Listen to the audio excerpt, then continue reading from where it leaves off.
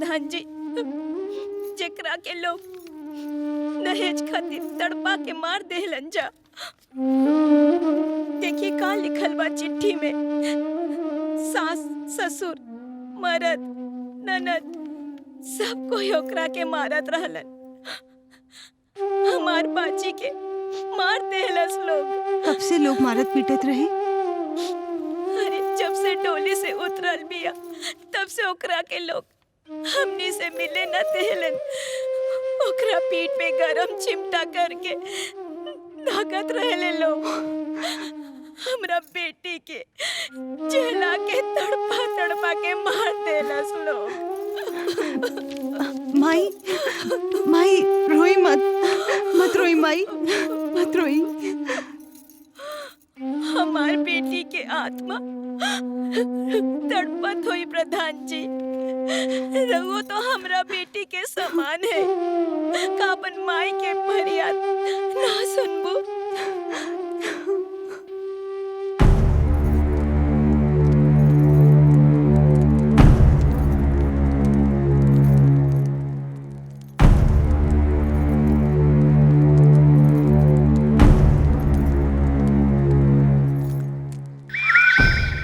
जी जी।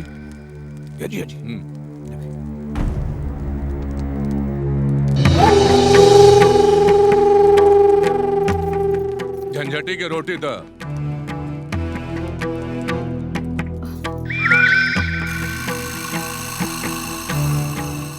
झंझटी की रोटी था।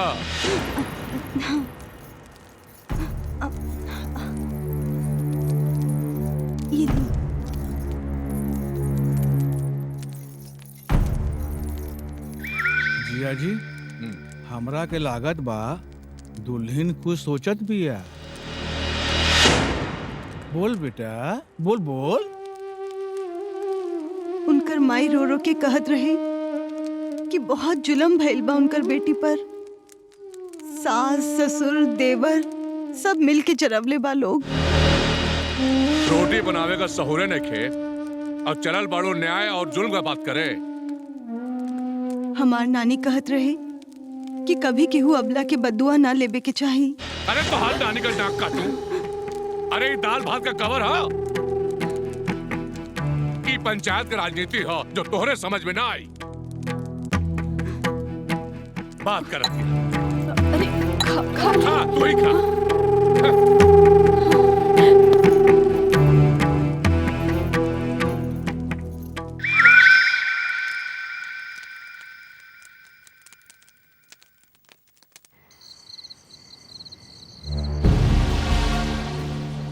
अभागिन बेटी के माई है प्रधान जी, जेकरा के लोग दहेज खातिर तड़पा के मार देहलन जा। ओकरा पीठ पे गरम चिमटा करके धागत रहले लोग। हमार बेटी के आत्मा तड़पत हुई प्रधान जी। और ये मत भूला कि पाप का भागीदार तू भी बाड़ू। अगर सीता मैया लक्ष्मण रेखा पार ना कैले रहती तो अधर्म अत्याचार का प्रतीक रावण का अंत ना भइल रहे। ये अंधेर पंचायत में न्याय के ज्योति जलावा खातिर तहरा के घर का लक्ष्मण रेखा पार करे के हुई। अगर तू सच्चाई और न्याय के साथ ना खड़ा हो सकेलू छोड़ दे प्रधानी के।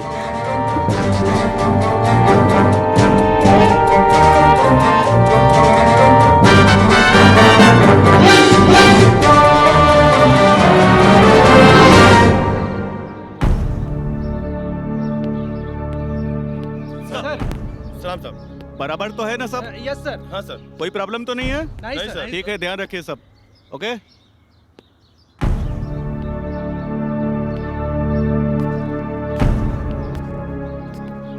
राम राम दरोगा जी।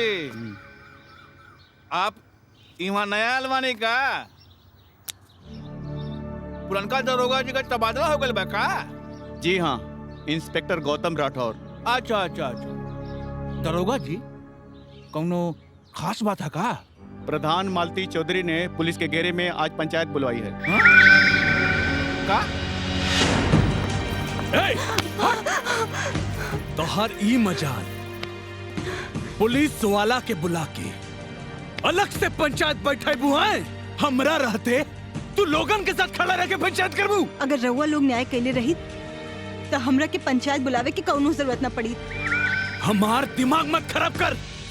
ये कलयुग है, सत्ता के लड़ाई में राजा हरिश्चंद्र बने के जरूरत नहीं के। हमरा के लट्टू चाचा के पतोह के चीख के आवाज कल से अपना कान में सुनाई दे रहल बा। ये अन्याय हमरा से ना होई। एक घर का परंपरा रहल बा कि कबो एक खानदान का औरत एक घर का लक्ष्मण रेखा पार नइखे कैले। बाबूजी, सीता जी के सामने लक्ष्मण रेखा ऐसे खींचल गई काहे कि वो जंगल में रहनी, लेकिन एक गांव में पंचायत में कौनो जंगल राज नहीं खे, तो फिर लक्ष्मण रेखा काहे खातिर? बकवास बंद करा। तो हर काम चूल्हा चौका और खाना बनावे का हो। बस। बाबूजी, हम अपन काम से कबो देना चुरवले बानी। अरे तब पंचायत बुलावे के दिमाग कहाँ से आइल? काहे कि रउआ सब लोग मिल के हमरा के प्रधान बनवले बानी। तू भूल जा कि प्रधान बारिश। तो ठीक बा, आज से हमरा के प्रधानी से मुक्त कर दी ही। अरे ये ठेपा लगवला से केहू प्रधान ना हो जाला। तो ठीक बा, जौन फैसला पर हमार ठेपा लिहल गइल बा वो फैसला के पंचायत के सामने फाड़ दी। दुल्हन, तोहरी आँखी से लाश शर्म के पर्दा एकदमे उतर गइल बा का? हाँ, जोन ससुर और पति से इतना जबान लड़ावत बाड़ू। ना माई, ना तो हम केहू से जबान लड़ावत बानी और ना ही कुछ गलत कर रहल बानी। लट्टू चाचा के पतोह के माई हमरा के सारा चिट्ठी पढ़ के सुनवले बानी। वो बेचारी के मौत के पाप हम अपन सर पर काहे ली? भगवान हमरा के कबो माफ न करी है, कबो न करी है। सत्तन, समझा एकरा के। बहुत मेहनत से राजनीति में आपन साग बनोले बानी और एक पल में माटी में मिला देल चाहत बानी। समझा दो।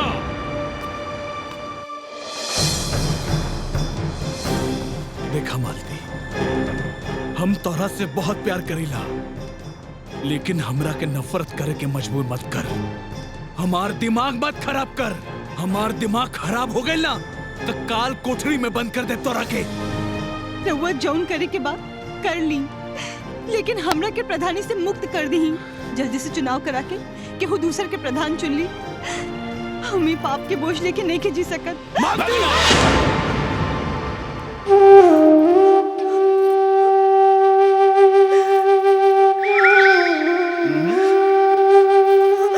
चलो।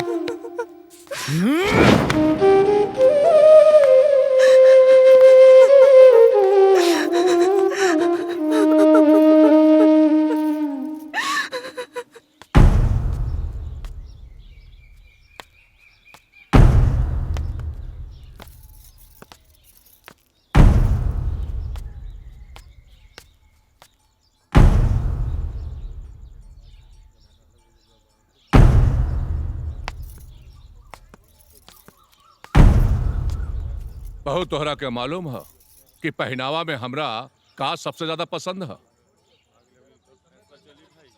हमरे पैर का जूता। काहे कि हमरे पैर के नीचे रहेला और हमरा इशारा पे चलेला।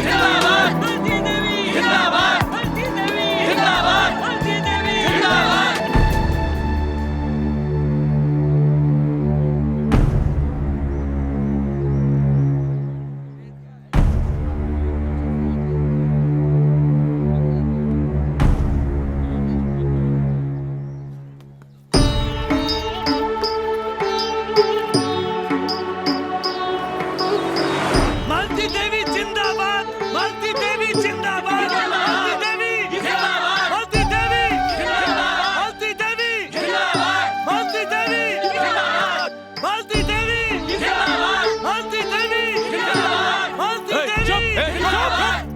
शांत रह लोग, हल्ला गुल्ला मत कर यहाँ, एकदम शांत रह सब।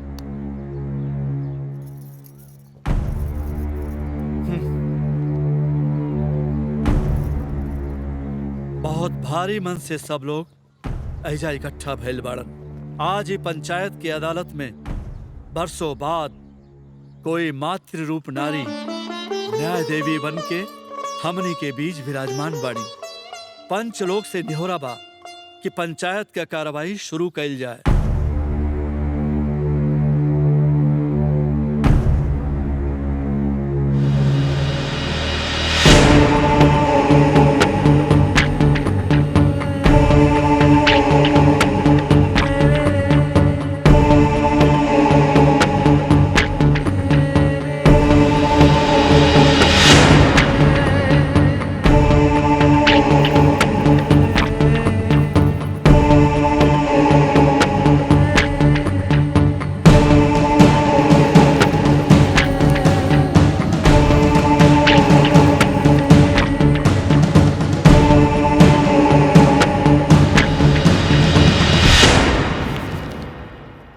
पकड़ा बेटी, अब फैसला सुनावा के समय आ गइल बा। गुरुजी, हमरा बोले ना आवेला, रहुआ ही सुना दी ना। तू प्रधान हो बेटी, पंचायत तोहरा मुंह से सुने चाहत बा।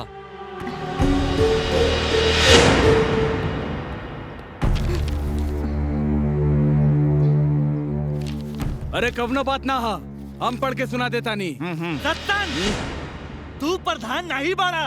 अतहार फैसला काल पंचायत सुन चुकल बिया।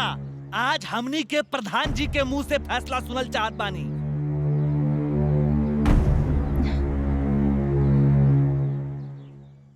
खड़ा हुआ बिटिया।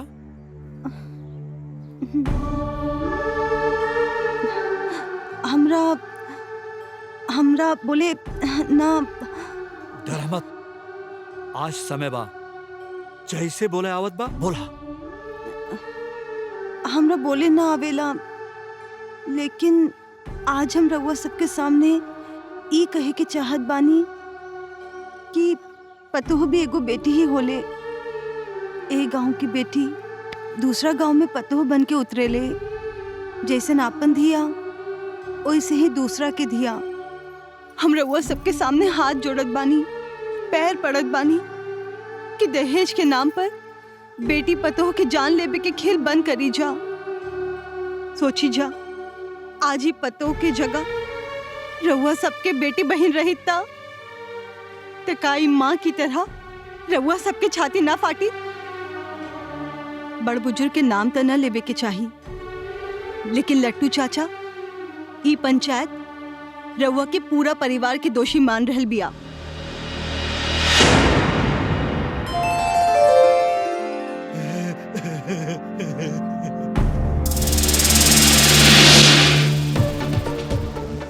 गिरफ्तार कर लो इन सबको, ले चलो।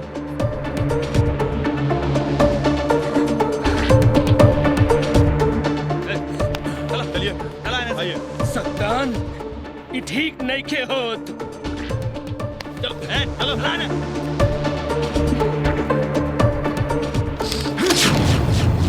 मालती देवी, मालती देवी, मालती देवी, मालती देवी, मालती देवी, मालती देवी, मालती देवी।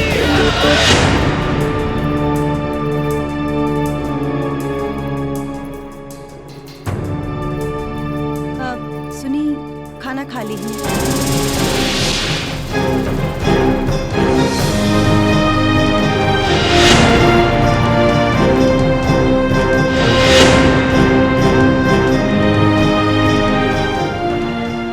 खाना तो खा ली।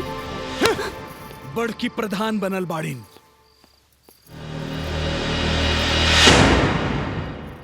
माँ जी, अगर हम पंचायत न बुलावले रहती तो हमनी के पूरा घर पे खून के दाग लग जाई।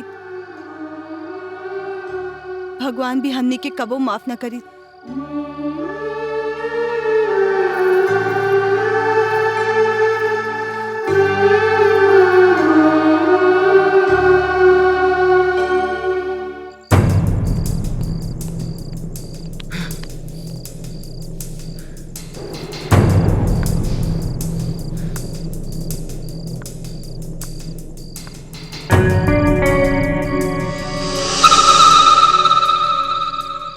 अरे रवा यहाँ बैठल बनी, चली अंदर चली।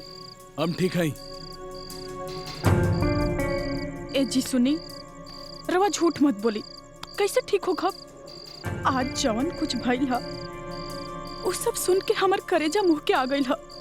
अरे भले ही बड़काओ जी हमनी के अलग कर देले हो खान, लेकिन आज तक हम उनकरा से ऊंचा आवाज में बात न कैनी। आई मेहरारू तब पूरा घर के बेइज्जती करके रख दिलस। अरे इनकरा के भी आजे शहर जाए के रहे। अरे कम से कम यहाँ रहते तो ये मुश्किल घड़ी में रहुआ साथे तो रहते। माथा दुखाता, रुकी हम बाम लगा देता नहीं, हमरो माथा दुखाता।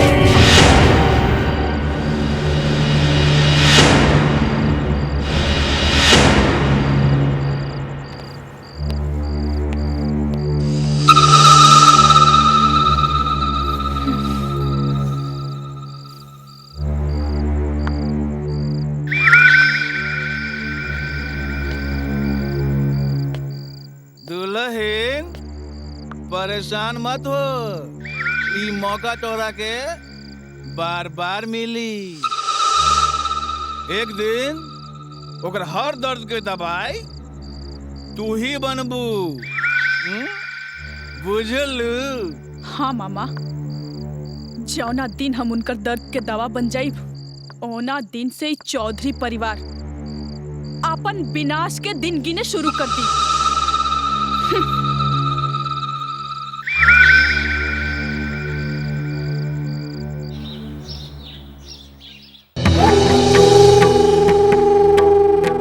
अरे आप इतना टेंशन में काहे बानी महाराज? और इस बात से आपके इज्जत पे कोनो फर्क ना पड़ सकेला। आप प्रधान रहनी हैं और रहो, न तो हम रांची से कराची ले बबाल मचा देव जी।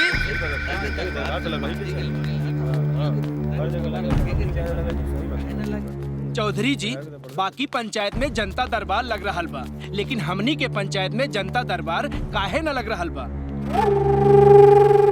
हम जहाँ बैठ जाए ना, दरबार उहे शुरू हो जाला। बताओ का बात है?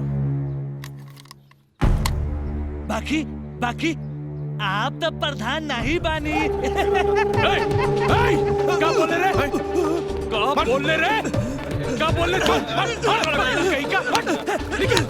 निकल साला, हम प्रधान ना हई, तक्का तार बाप प्रधान हो।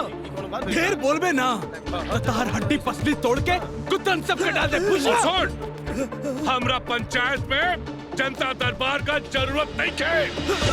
नहीं चौधरी साहब,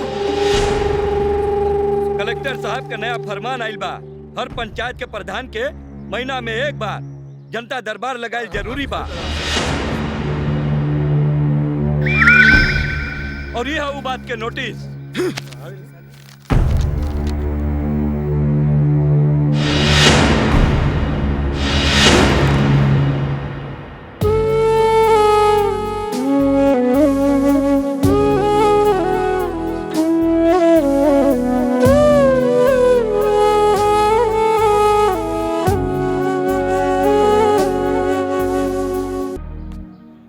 नमस्कार प्रधान जी। नमस्ते। हमरा के माफ करब जा, हमार तबीयत कुछ दिन से ठीक न रहे। हमरा मालूम भइल कि रउआ लोग के राशन, मनरेगा के वेतन समय पर न मिलल। अब कौनो शिकायत न रही। मालती देवी जिंदाबाद, मालती देवी जिंदाबाद, मालती देवी जिंदाबाद, मालती देवी जिंदाबाद। जी आप ही हैं नए प्रधान? जी, राउर परिचय? जी हम ही हैं गांव के अभागन, ये गांव से खदेड़ल। हमार नाम इतवारी देवी बा। अच्छा, अब हमरा राउर बारे में पता बा। रउआ आज ही अर्जी लगा दे, हम तुरंत पंचायत बुला लेब। हे भगवान, राउर घर में देर बा लेकिन अंधेर नहीं खे।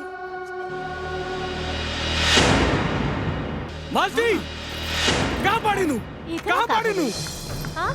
मालती!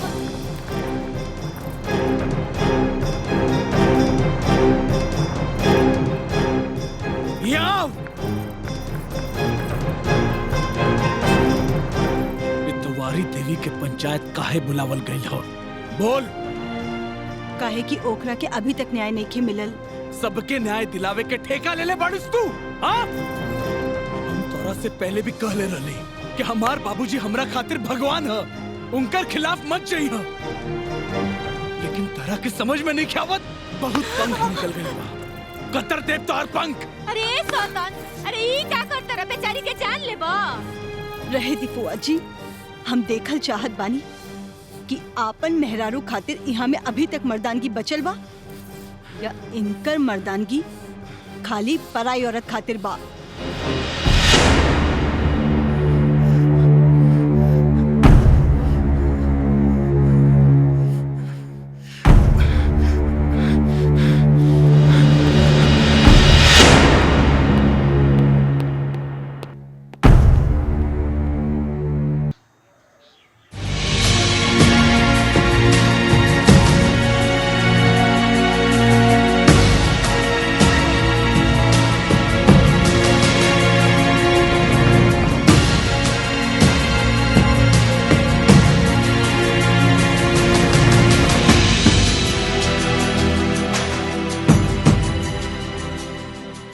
सब सुनला के बाद हम फैसला ले ले बानी कि रउआ लोगन के इतवारी के ओकर हक देवे के पड़ी। इनकरा के कब्बो परेशान कईनी त रउआ लोगन के जरूर सजा होई। मालती देवी जिंदाबाद।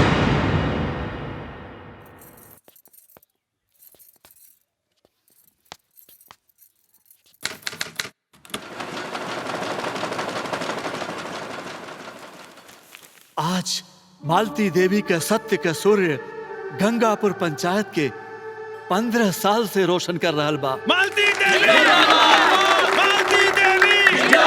आज इनकर मेहनत और लगन के कारण इनका के तीसर बार गंगापुर पंचायत से सबसे विकासशील और श्रेष्ठ प्रधान का पुरस्कार मिले जा रहल बा। मालती देवी मालती देवी। मंत्री जी से अनुरोध बा कि वो आके पुरस्कार दे।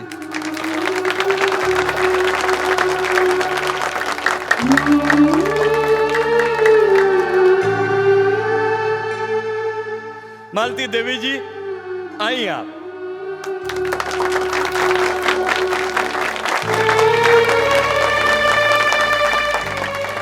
ले रुक जाई मंत्री जी, हम अपन बात कहे के चाहता नहीं। अवश्य। हमारे एगो प्रार्थना बा, जब तक ए मंच पर हमार आदरणीय ससुर जी और पतिदेव आके हमरा के आशीर्वाद ना दिए, तब तक हम ये पुरस्कार स्वीकार ना करब।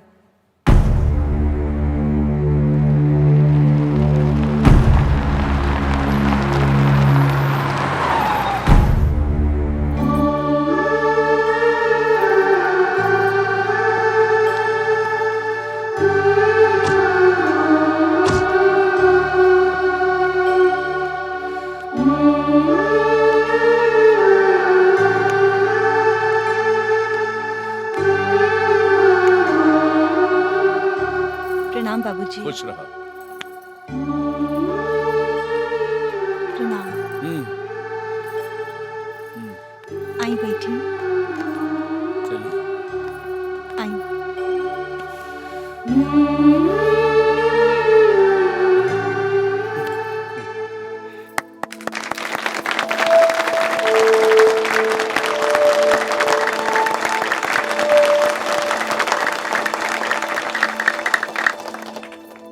ई पुरस्कार हमार ना ह, पूरा पंचायत के ह।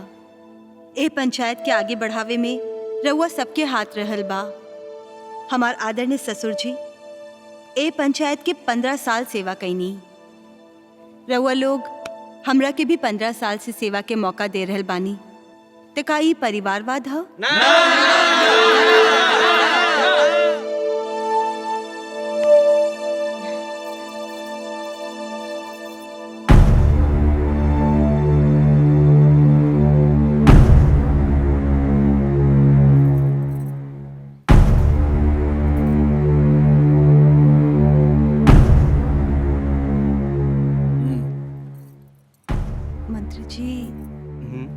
पर बात ना कहे के, लेकिन आगे फिर मौका ना आई। हमार ससुर जी पुराने राजनीतिक आदमी हैं। अगर हो सके तो विधानसभा के टिकट वहाँ के मिल जाए तो।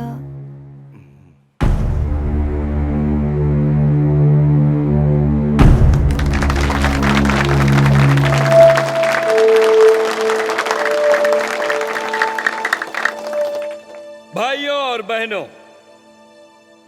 हम खुश बानी ई पंचायत के विकास से। एक बहुत जरूरी बात ई बा कि ई साल विधानसभा के चुनाव होके जात बा। पूर्व विधायक जी के मृत्यु के बाद इस क्षेत्र से हम एक उम्मीदवार खड़ा करतानी। आज हम बतावल चाहतानी कि विधानसभा के उम्मीदवार इस साल चौधरी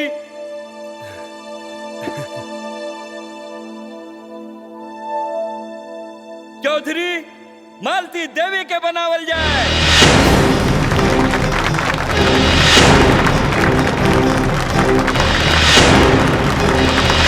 मालती देवी, मालती देवी, मालती देवी, मालती देवी, मालती देवी,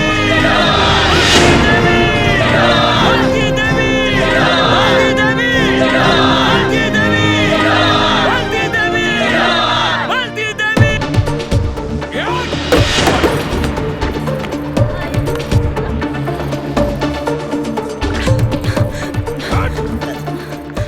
दुल्हन, तू जिया जी और सौतन के बहुत दुख पहुंचाले हो। सुनी, हमार विश्वास करी, हम बाबूजी के नाम की चर्चा कैले रहनी। झूठ, एकदम झूठ। स्वार्थी औरत, तू हमेशा से हमनी के नीचा दिखावे के कोशिश कैलू और आज होकर प्रमाण पत्र दे देलू। ठहरा। घी दाल में गिरत रहे और गिर गए सब्जी में। ठीक है, आज हमार पूरा परिवार विधानसभा के गलियारे तक पहुंच रहल बा और यह बहुत खुशी का बात है। बहू, तू आगे बढ़ो।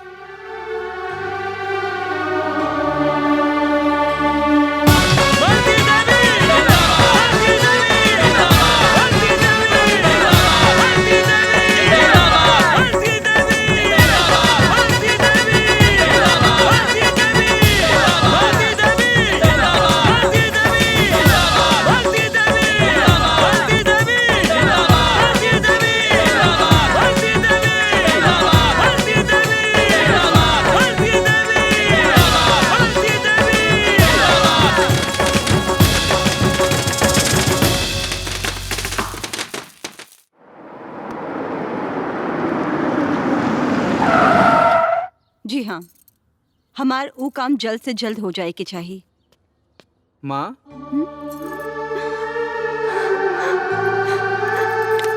प्रिंस, अरे प्रिंस बेटा, जीते रहा। माँ। बेटा, न कोनो फोन न कोनो खबर, हमरा के बतौले रहती तो कम से कम गाड़ी तो भेज देती। हम गांव से आवत बानी माँ। गांव से? केकरा साथी? अपना दादा के साथ है।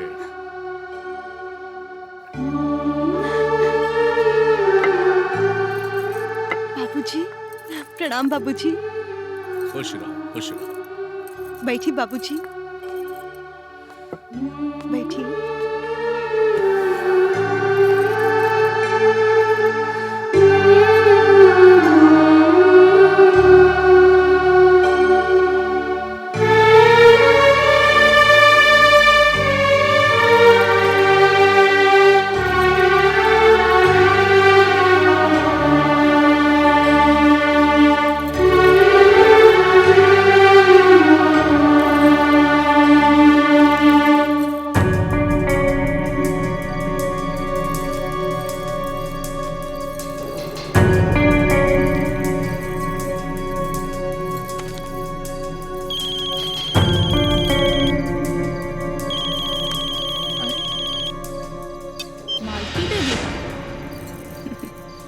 होखबू तो होम मिनिस्टर, लेकिन तोहार पति तो हमरा कदमों में पड़ल बा।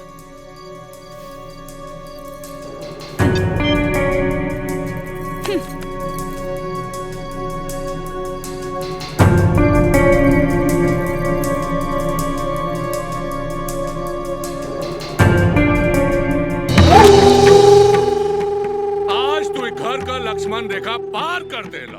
पागल हो गए बड़ा। सड़क किनारे का जमीन जो तोरे नाम पे रहल हा, वो तू जितन और रूपा के नाम कर दे लो। बाबूजी, जितन बिल्डर बन गई और वो हमरा से इहो कलस की बिजनेस में जे भी फायदा होगी वो हमरा के हिस्सेदार बनाई। अरे तोर बुद्धि घास चढ़ गई लड़का। वो मरद बेरारू हमारे लाखों का जमीन अपने नाम पे कर लेलस और तू औरत के मोह पास में फंस के हमारे साथ औरत लुटा दे चाल पड़ो। हम आज रुपवा के बाल से घसीट के गांव के बाहर निकालत पानी। आज रुक जाए बाबूजी। रउआ अगर रूपा के छुअब ना तो ठीक ना हुई। अरे जे जगह हमरा जिंदगी में मालती के लिए रहल है, उहे जगह आज हमार जिंदगी में रूपा के लिए हाउ। अरे शर्म कर बे शर्म। देवी जैसन मेहरारू के छोड़ के तू। अच्छा, देवी जैसन मेहरारू। अरे आज वो मालती रउआ के टेंडर और बिजनेस दे रहल बिया तो रउआ खातिर देवी हो गई। अरे जे दिन वो अपन नजर फेरी ना तो पता चली। चुप कर। आज से हम तोहरा के अपना सारा संपत्ति से बेदखल करत पानी और अपन सारा जमीन जायदाद अपन पोता प्रिंस के नाम करत पानी। घरवा में खा पी चुपचाप पड़ा रहा। जमीन का एगो टुकड़वा बेचे का तोर अधिकार नहीं के। पूछ ले। ठीक है बाबूजी, जाए से पहले को बात कह के जाता नहीं। अरे हम अपन पूरा जिंदगी रउआ जी कहली उहे कहीं नहीं और आज एक छोट बात के खातिर रउआ हमरा के अपन जमीन जायदाद संपत्ति से बेदखल करता नहीं। ठीक है।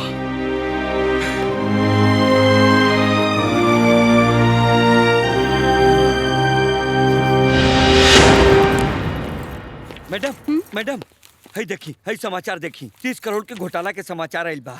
हई देखी।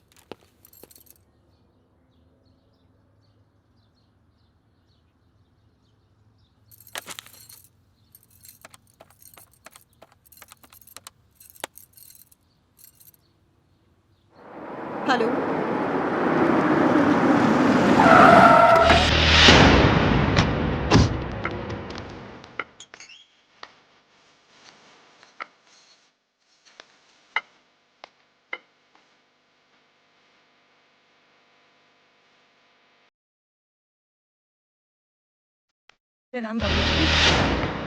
एक खानदानी पता होके का ढंग छोड़ा तू। बिना हमरा से बात कर ले, बिना हमरा के सूचना दे ले, ई टेंडर रद्द कर दे लू। बाबूजी, ई घोटाला के दाग और पतोह के दामन पर लागल बा। का चाहत बानी कि पूरा प्रदेश में हमार थूथू होके? अरे तो जांच बैठा के भी तो आदेश दिया जा सकेला। ई अलग से 30 करोड़ का टेंडर कैंसिल काहे करा दे लू? बाबूजी, जेकरा पर एक बार घोटाला के केस दर्ज हो जाला, ओकरा के कानूनन और नैतिक दोनों आधार पर टेंडर न मिल सकेला। ये कानून और नैतिकता का पाठ तो गुरुजी को पढ़ाइया जो तो है पढ़ावत रहा। सत्तन ठीक कहत रहे कि नागिन अपन जहर उगलल छोड़ सके, लेकिन तू देवी बन के ढोंग रचा के हमरे और हमरे खानदान का सुख चैन तबाह करके रह। बाबूजी, ऐसा मत कहीं। खबर जे तू अपना गंदा जबान से हमरा के बाबूजी कह लू तो। चलो बेटा प्रिंस चलो। बाबूजी, प्रिंस कहीं न जाई। आज तोहरा के लागत होई कि तोर माँ बहुत बड़ी मंत्री बाड़ी और तू एजा खुश बाड़ी। जहिया तोहरे पे मुसीबत आई कि तोर बाप दादा तोर सामने खड़ा रही कि तोर माँ ना बुझले। बाबूजी, बाबूजी रुक जाइए।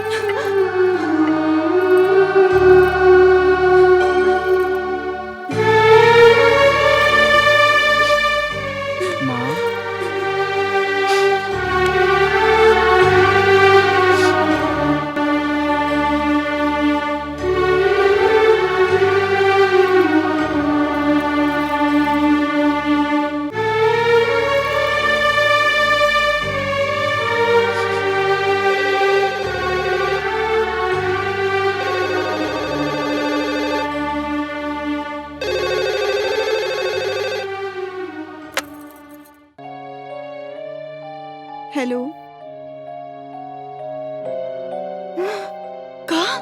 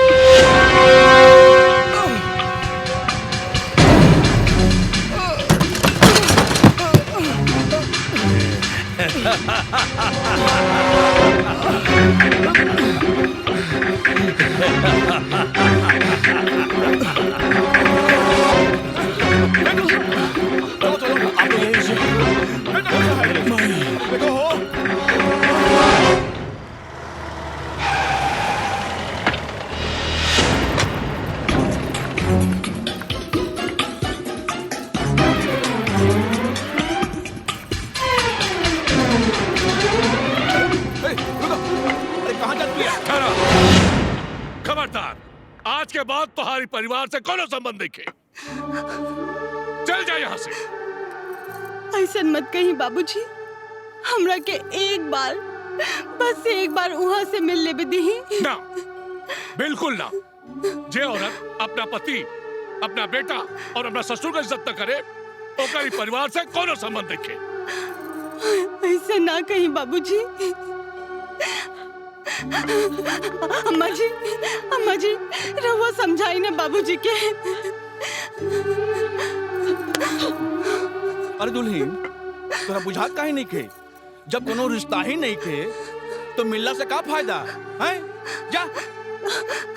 बेटा प्रिंस समझाई ना अपने दादाजी के। माँ तू चल जा यहाँ से।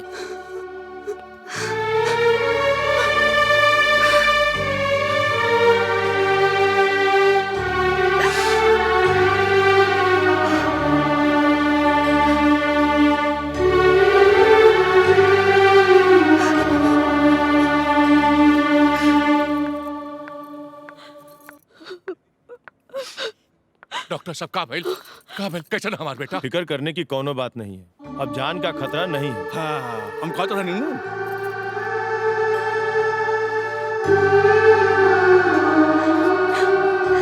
जी चिंता मत करिए, सब ठीक हो जाएगा।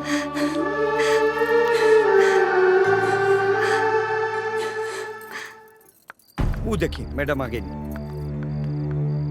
गोली मारे वालन की धरपकड़ और तेज कर दिया जाए। पुलिस फोर्स तब तक यहाँ रही जब तक ई हॉस्पिटल से रिलीज नहीं हो जात बनी। जी मैडम एक खुशखबरी है। प्रिंस को जांच कमेटी ने बलात्कार के केस में निर्दोष माना है। बलात्कार के समय वो उन लड़कों के साथ नहीं थे।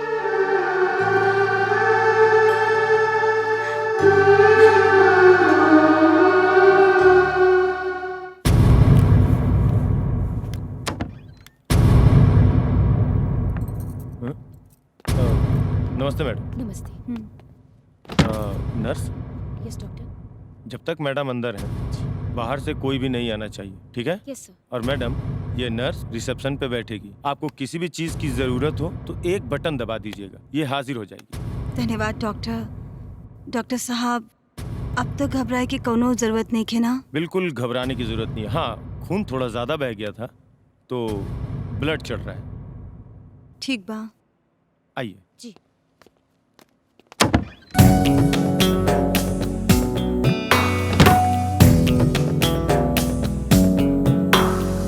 भोर के सूरजवा से मंगिया भराइली कि टह टह टह के लीलारो पिया के चरनिया के तुरिया चनन भैले महकेला मोरा संसार। कबो महातारी कबो घरवा के लक्ष्मी कि सही लूटाव तारी प्यार कि सही लूटाव तारी प्यार कि असही लूटावतारी प्यार। सिस्टर जी रउआ के ही पता कैसे चलल कि हमरा के मखाना की खीर बहुत पसंद है? आज दिन में सेब के साथ नमक भी रहे, और हाँ, हम सूते के समय 2 तकिया लेवेली। ये कैसे पता चला? ये सब डॉक्टर के निर्देश से हो रहा है सर।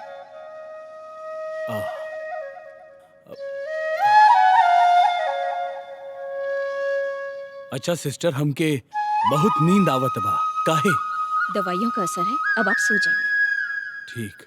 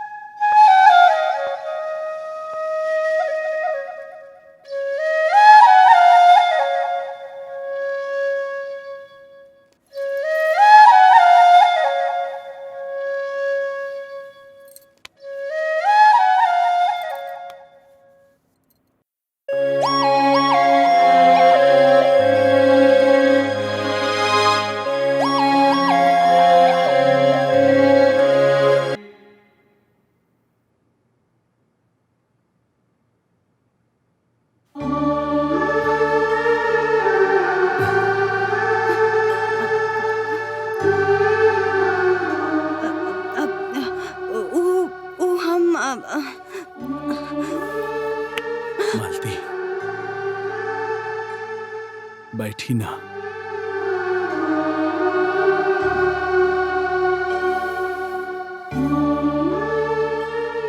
तारा की का लागत बा कि हम इतना बेवकूफ बानी कि हम अपन मेहरारू के आहट भी नहीं की पहचान सकत।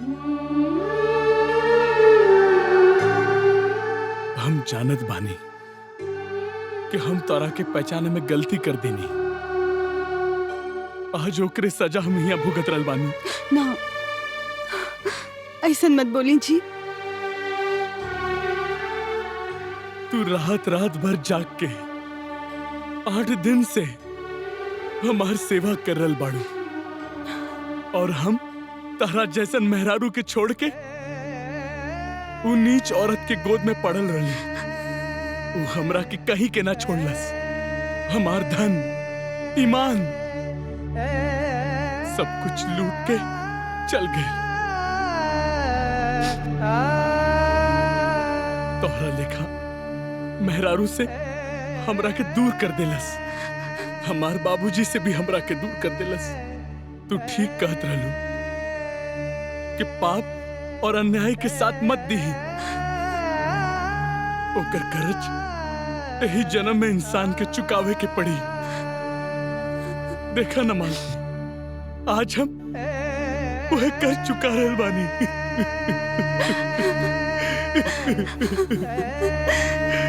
वह कर चुका रहल बानी।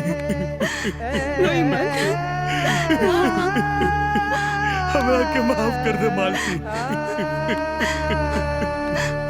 मत रोई जी, मत रोई। कहल गइल बा कि पछतावा से जिए के नया राह खुलेला। एक अपराध कैले हो कि त ठीक हो, लेकिन आज तक न जाने हम कतना अपराध कैले हई। मालती, मालती, का तू हमरा के माफ कर सकेलू मालती? हम तो कितना दिन से राउर राह देख रहे बानी। बस रउआ ही मुंह फेर ले रही। अरे हम तो घर परिवार के साथ रहे वाला औरत बानी। का रउआ हमरा के फिर से अपनावे खातिर तैयार बानी?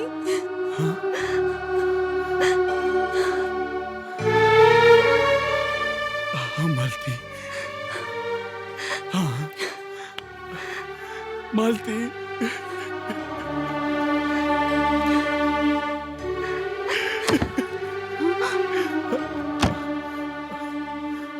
मैडम जी चली। आज एगो अनाथालय के उद्घाटन करे के जाए के बा। हम शाम 5 बजे रउआ के अस्पताल से लेवे खातिर खुद यहाँ आइब। रउआ आराम करी।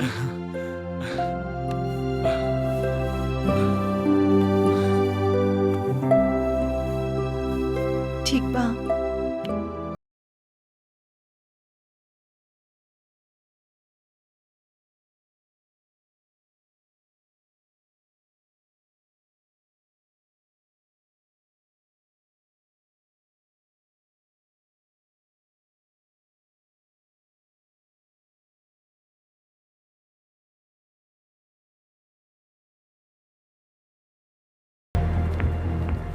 नमस्ते मैडम।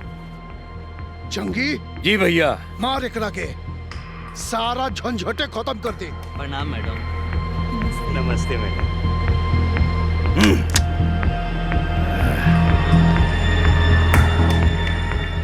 चलट हमके मिले क्या हो? रुको, कहाँ घुसे जा रहे हो? रुको भैया। रोकी आए दी। ओके ठीक है। का भाई?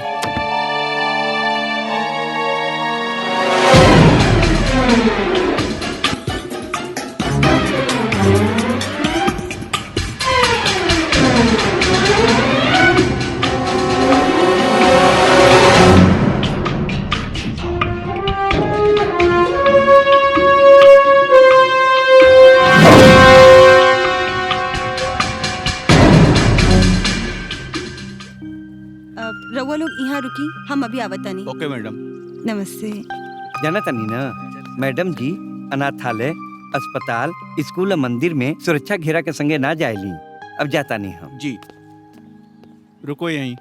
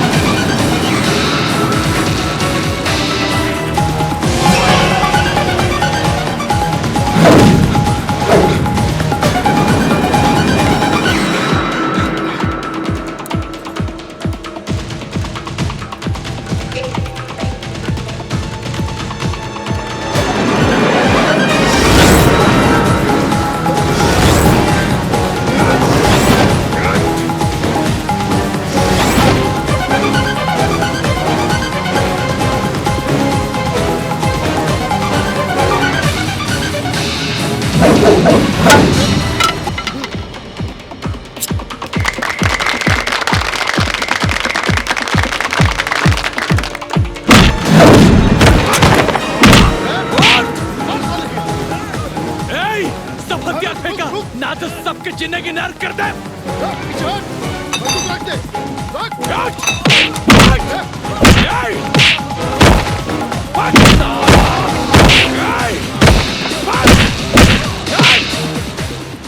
कई साल पहले गलती कैले रही, तरह के शमशान तक भेजले रही, जरवला भूल कर रही। हमरा मालती के मरबे।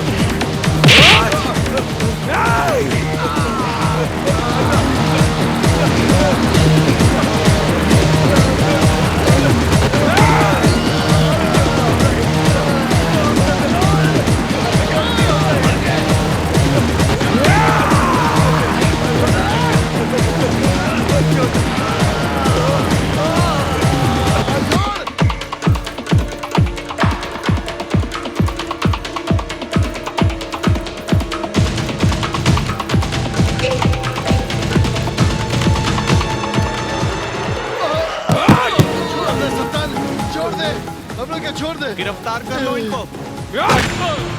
बोल, तारा का के है बोल। झटिया रूपा भागे के तैयारी में लागल वालो।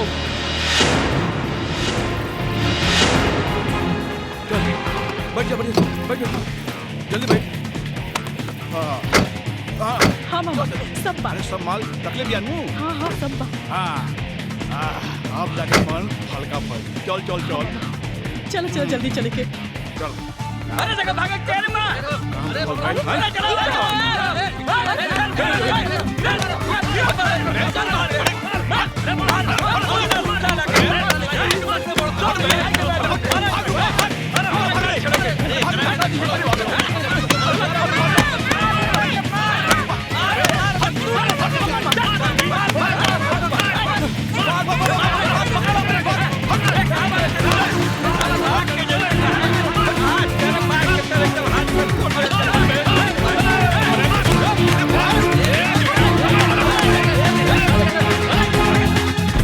ले चलो इनको, ले चलो, चलो गाड़ी में ले चलो।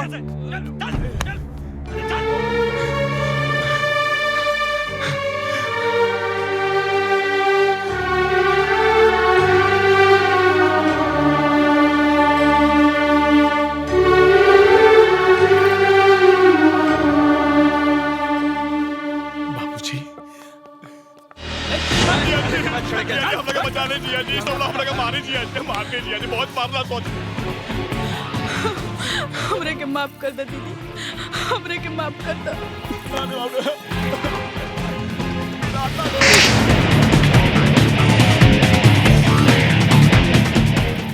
अरे नारी के नाम पे कलंक बाड़ू तू। लोग हम लोग मार दिया राजेश कराचे लौटा ना भगने जिया जी। हट, आराम कहीं को। ए भगना हम लोग बचा ले भगना। अरे क्या बचा ली? अरे हम तो तोरा के अपन संकट मोचन समझत रही,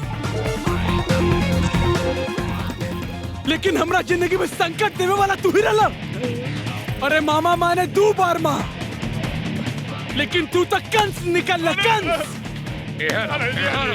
जौन थाली में खाई ले, उहे थाली में चट के ले।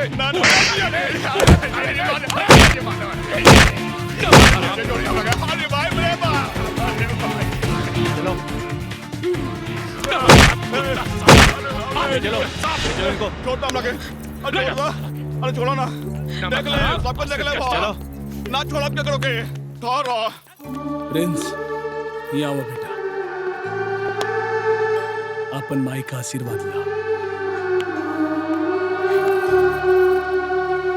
बेटा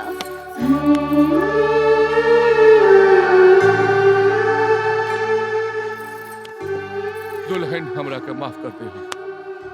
हमरा आग पे स्वाद का पट्टी बन गई रहे। बाबूजी, ऐसे बोल के हमरा के शर्मिंदा ना करी, ना करी। खुश रह, खुश रह।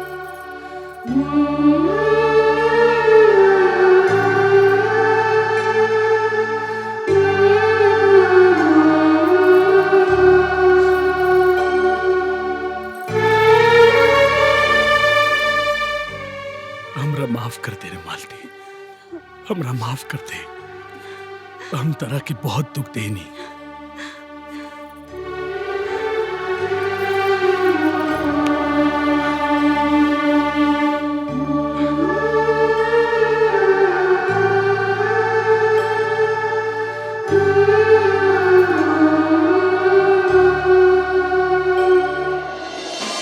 आज की ताजा खबर कल ऐसन जमाना आ गइल बा, दिन दहाड़े बहू बेटी के इज्जत लूट लियल जात बा। अब पुलिस के कोनो खबरे नहीं के। का पत्रकार साहब, पुलिस भांग खा के सुतल बा का? का है? जब हमरा पता बा कि बलात्कारी कौन है, ये लड़की किस गांव के हिया, तई बात का पुलिस वाले को ना मालूम होई। फिर का? फिर का मतलब? अरे ये सब बलात्कारी बड़े बड़े अफसर, मंत्री और विधायक के बिगड़ैल औलाद बांटे सब। ये हुए गैंग के हैं, जिसमें मालती देवी के बेटा प्रिंस है। ए, हाथ छोड़, छोड़ हाथ। मालूम बा केकरा के हाथ लगावत पड़ जा? विधायक जी के लइका के। 2 मिनट में वर्दी उतर जाई। चुप, ले चलो इन सबको। चलो ले चलो, तुम भी चलो। चल चल चल चलो। चल चल, पता चलिए भाई, चल।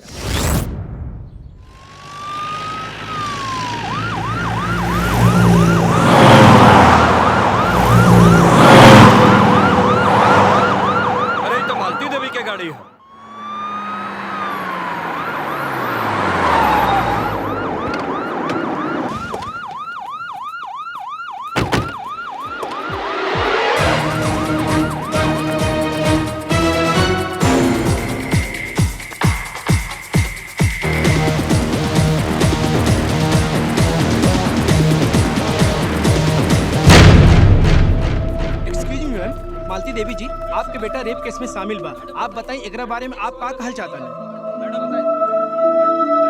आप बताइए। आप बताइए मालती जी। बताइए मालती जी। आप बताइए मालती जी। आप रुकी आप लोग यहीं रुको। मैडम। माँ।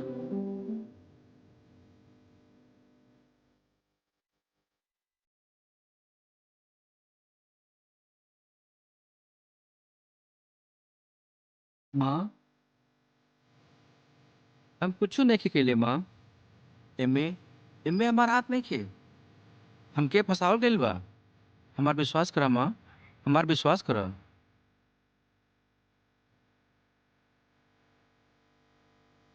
तू अब कानून के पाले में बाड़ा। तहार फरियाद तहार माँ ना, अब खाली कानून सुनी।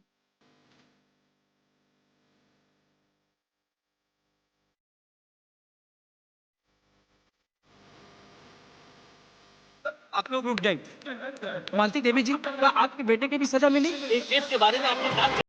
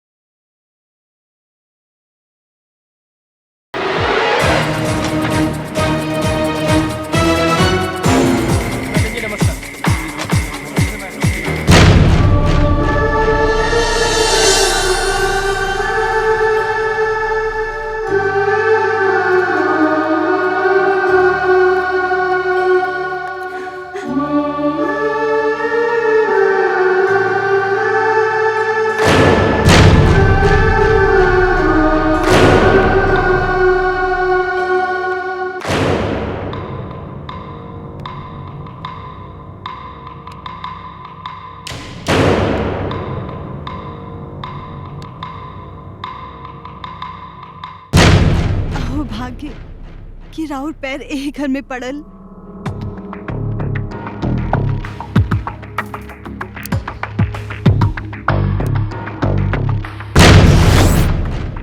बाप है ना, तोहरा जैसन कठ जीव माना जे जनता से अपन वाहवाही और पूजा करावे खातिर अपन बेटा के सूली पे चढ़ा दे। भगवान खातिर ऐसे जहर मत बोली जी। तो का करी? हार पहनाई तोरा के, जय जयकार करी तोहर। रहुआ समझत काहे नहीं के? ओकरा पर संगीन आरोप बा। हम हिया समझे बुझे नहीं खेली। हमार बेटा लॉकअप में हो। जौन बेटा आज तक पलंग छोड़ के खाट पे ना सूतल, आज वो जेल के जमीन पर सूतल होई। ते रहुआ का लागत बा हमरा वो दर्द नहीं खे। दर्द रही था आज हमार बेटा यह सोफा पे बैठल होइत, जेल में ना सूतल होखित। ते का चाहत बानी? समाज और कानून के साथ दगाबाजी करी? ना, अरे तू समाज और कानून के साथ दगाबाजी कैसे करबू है? अरे तू तो दगाबाजी करबू हमार परिवार के साथ, अपना पति के साथ, अपन ससुर के साथ और अपन बेटा के साथ।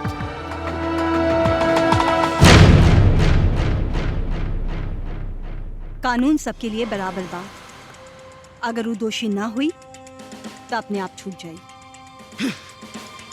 ये कानून के दुहाई तू अपने पास रख। अरे तो क्या फायदा हो गई ओकरा की गृह मंत्री के बेटा होकला से? ये कानून की तकिया बना के तू सुता। और एक बात कान खोल के सुन ला, अगर हमरा बेटा के सजा हो गई तो हमरा नाम के सिंदूर लगावे छोड़ दिया।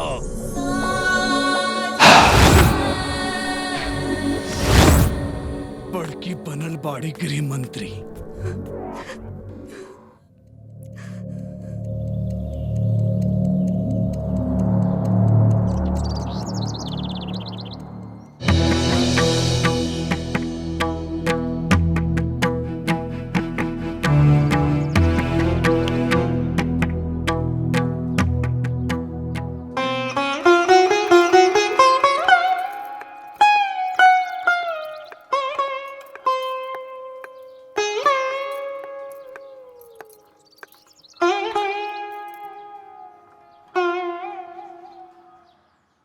ए जी काहे चिंता करतनी? सतन गैल बाना दुल्हन के पास।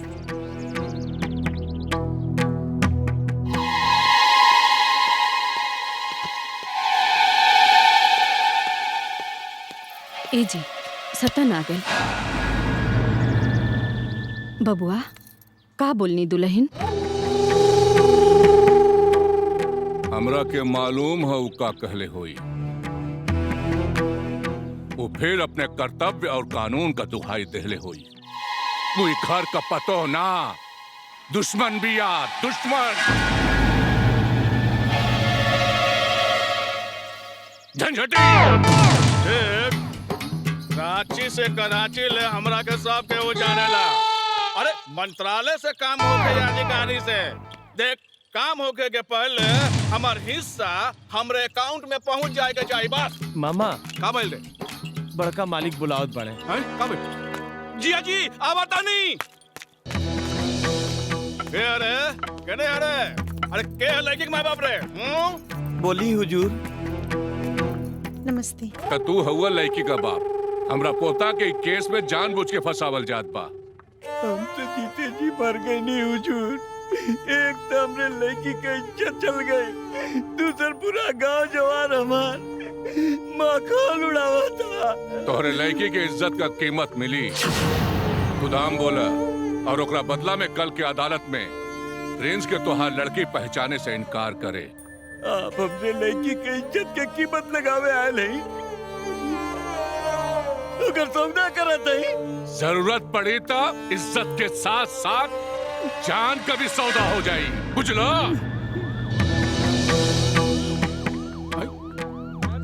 अरे जिया जी चली महाराज, पुलिस आ गई, सब गड़बड़ हो जाई। चली चली।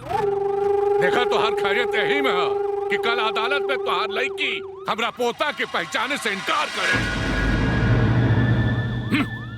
बुझले? चली चली चली चली। अभी अभी अस्पताल के परिसर में होम मिनिस्टर मालती देवी के परिवार के लोग जबरदस्ती पीड़ित के माई बाप से लोग बयान बदले के कहा था। अब आप लोग बताएं कि एकरा के का कहल जाए। खुलेआम उनके परिवार के लोग ये वहदा के नाजायज फायदा उठावत बा। या मालती देवी के परिवार के दूसरा चेहरा जौन आज आप लोगन के सामने आयल है। अमित सिंह, महुआ न्यूज। मैडम वो एसपी राठौर साहब आयल बड़ा, मिलल चाहत बड़ा, कोनो बहुत जरूरी काम बा।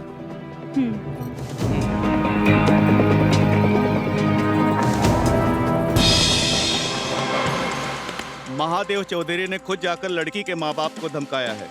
हम एफआईआर दर्ज करके उनको अरेस्ट करने जा रहे हैं।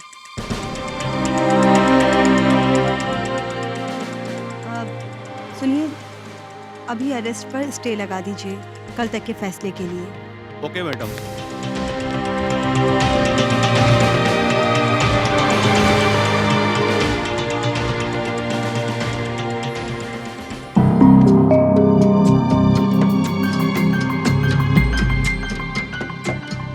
अपनी बेटी से कहा कि अदालत में बिना कौनो डर के बलात्कारी के पहचान करी। सरकार तोहरे साथ बा। ठीक बा मैडम।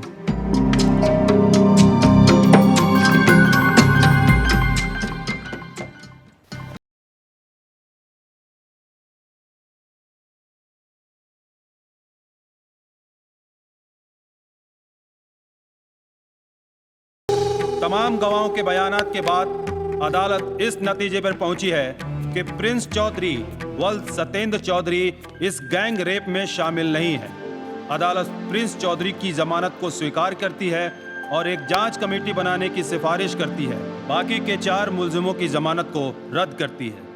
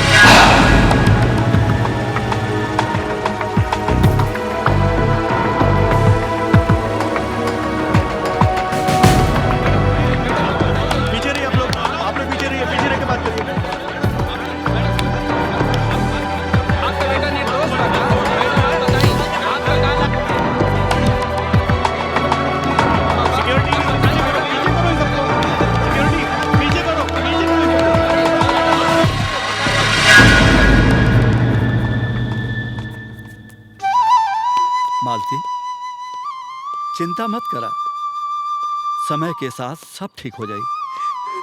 अब तू घर के लिए निकला, चला। बैठी मैडम।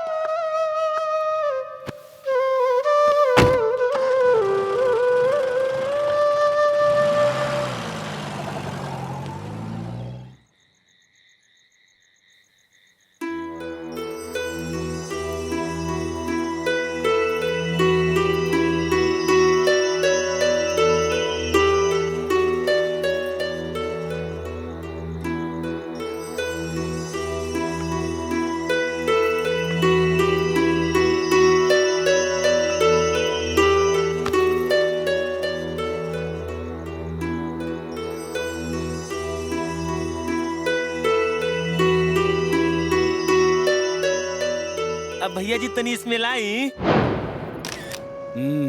भैया जी एक फोटो और हो जाए।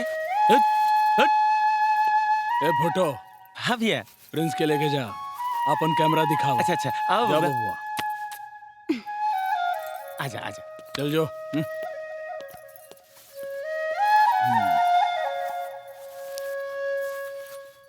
ई फोटो खिंचावल के समय ई मुहा खाए फुलवले खड़ा रहलू, बोलत काय नहीं की। हमरा नइखे बोले के। ओ मंदिर जाए के रहे, चला अब मंदिर ले जात हई। अब जाके का करबा, जब पूजा आरती के समय खत्म हो गई हुई, भगवान भीरी माथा टिकावे के भी समय नइखे। अरे दोस्त लोगन के साथ चल गई रहली। तो ठीक बा, दोस्त संगतिया भीरी जाके बैठी, हमरा के मत अनसाई।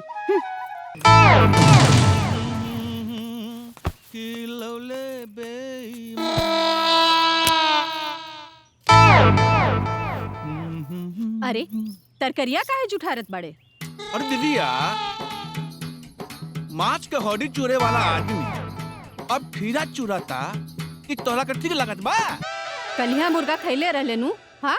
और दोनों टाइम वाला आदमी अब एक टाइम पे आ गइल बा, एकर तो हमरा पर्सनालिटी के डाउनफॉल होता ना। ए भौजी, हमरा से चूल्हा में आग ना धराई, पता ना तार पतो यू चूल्हा में आग कैसे धरावेली। और का दीदिया, अरे अब तो रांची से लेके कराची तक खाना गैस चूल्हा पर लगल बा। दूसरा के कहे में हम ना चलीला। बबुनी, तू तो रहेलू गैस सिलेंडर वाला रसोई में। तो ई बात सही कहता रे भौजी। अरे हम चाही त अजवे गैस लगवा दी, बाकी दुल्हन आयल बानी गोईठा लकड़ी में खाना बना के, तो हम कहनी येहू गोईठा लकड़िए में खाना बनावा। दीदिया, ई दुल्हन और हमर भगिना कहाँ गल बरन सो? मंदिर। अच्छा। देखा आइयो गइलू। अरे उम्र बढ़ा देलू हमर भगिना के। बैठ भगिना। दुल्हन तनी रसोई में देखा तो दाल चढ़ल बा, बाकी चूल्हा में आग जलते नहीं खे। जा तनी देखा। जी अम्मा जी। माई, प्रिंस के भी भूख लागल है। ए दुल्हन, तनी दूधवा गरम कर लिहा। जी अम्मा जी। बुआ, 2 कप चाय रखा। ए बबुआ, अब हमरा में जागर वागर बाना। ए दुल्हन, तनी तू ही चाय बना दिया हो 2 कप। बाबूजी कहाँ बाड़न? अरे वो खिलाड़ अतवारिया खातिर पंचायत बैठल बा, ओही खातिर गइल बड़न। इतवारी देवी के पेट से कोनो संतान ना है, इनकर पति मर चुकल बाड़न। आज ही अपन जीवन यापन के लिए पुश्तैनी जमीन से हिस्सा मांग रहल बाड़िन, और ओकरा खातिर ई अपन जेठ के ऊपर मुकदमा का धमकी दे रहल बाड़ी। अब आप लोग बताएं, का चाहत बाड़ा? ई विधवा औरत के हम अपने पुरखन के जमीन में से एक टुकड़ा भी ना दे सकनी। काहे कि औरत के धर्म होला घर के एक कोना में बैठ के लोगन के सेवा करे, ई ना कि घूम घूम के बेश्यामतीन ई थाना कचहरी करत रहे। अब जैसन भी हो, प्रधान जी फैसला सुनाइए। औरत का असली धर्म ओकरा पति के चरणन में होला, परिवार के सेवा में मर मिटे खातिर होला। और जौन औरत घर का लक्ष्मण रेखा पार करके अपन मर्जी का करे, वो घर में तका पूरे गांव में रहे के काबिल नहीं थे। ई पंचायत फिर पूछत बिया, इतवारी देवी, तू घर का कोना में रह के अपन परिवार के सेवा के लिए तैयार बाड़ू? ना प्रधान जी ना, का हमरा जिए के भी हक नहीं खे। हम ई ना 50 लोगन के संगे ना रह सकेली। लोगन से पता चलल बा कि तुहार चाल चलन ठीक नहीं खे। पुश्तैनी जमीन का टुकड़ा तोहरा के जरूर मिली अगर तुहार बेटा रही, लेकिन शायद तुहार पूर्व जन्म का कोनो पाप रहल जे तू इस जन्म में बाज बन गई। फैसला तोहरे हाथ में बा, बोला।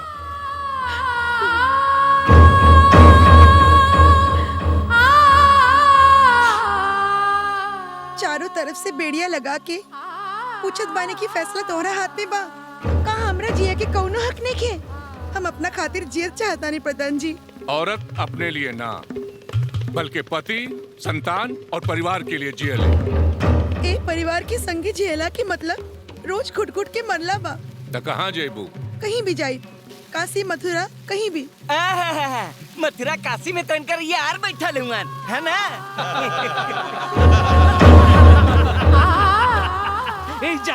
एजा तू एकर हक ले ले, बाकी ऊपर वाला के का जवाब देवे बच्चू। लोगन के बीच में बैठ के तू कहे लगा और करे लगा, एकर कुल हिसाब किताब ऊपर वाला लिखेला। अकेले बैठ के जितना पर पंच खरपंच तू खर्च करत पड़ा ना, सबके हिसाब ऊपर वाला के पास बा।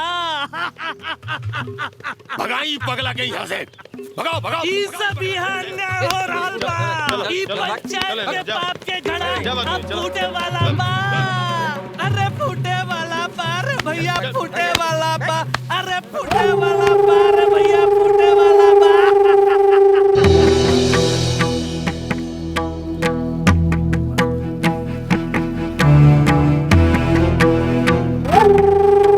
पंचायत का ये फैसला बा कि आज शाम तक इतवारी देवी के ई गांव छोड़े के पड़ी।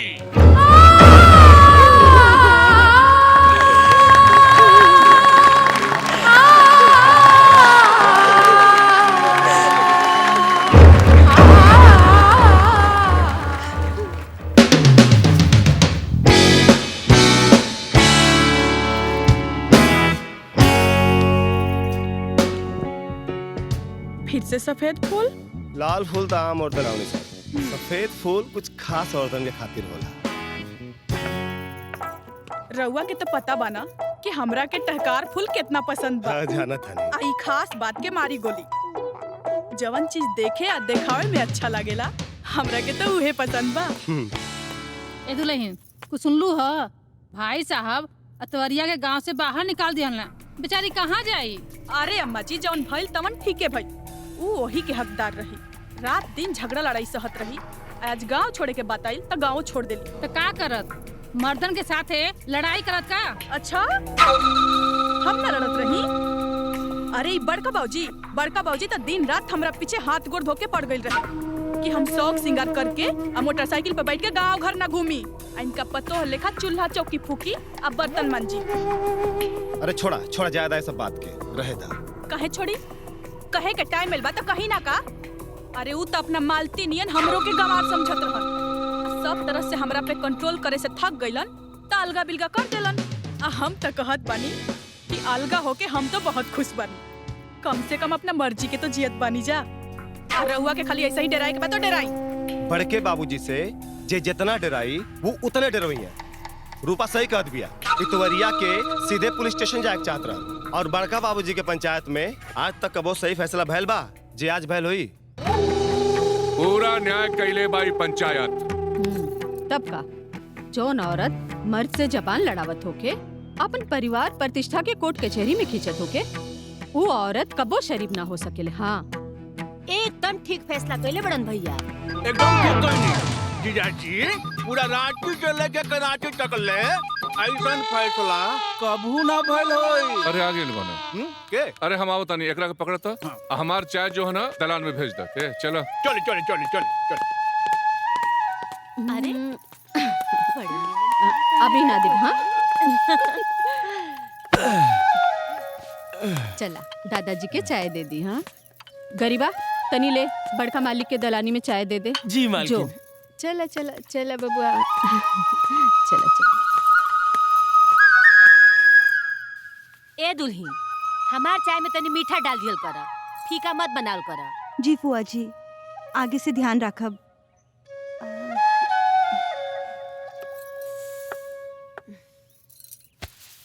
फुआ जी, रउआ के भी ई फैसला में कौनो दोष नइखे दिखाई देत।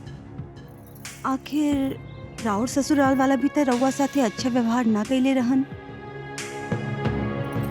देखा दुल्ही, हम खानदानी बेटी हैं और खानदानी पतोल।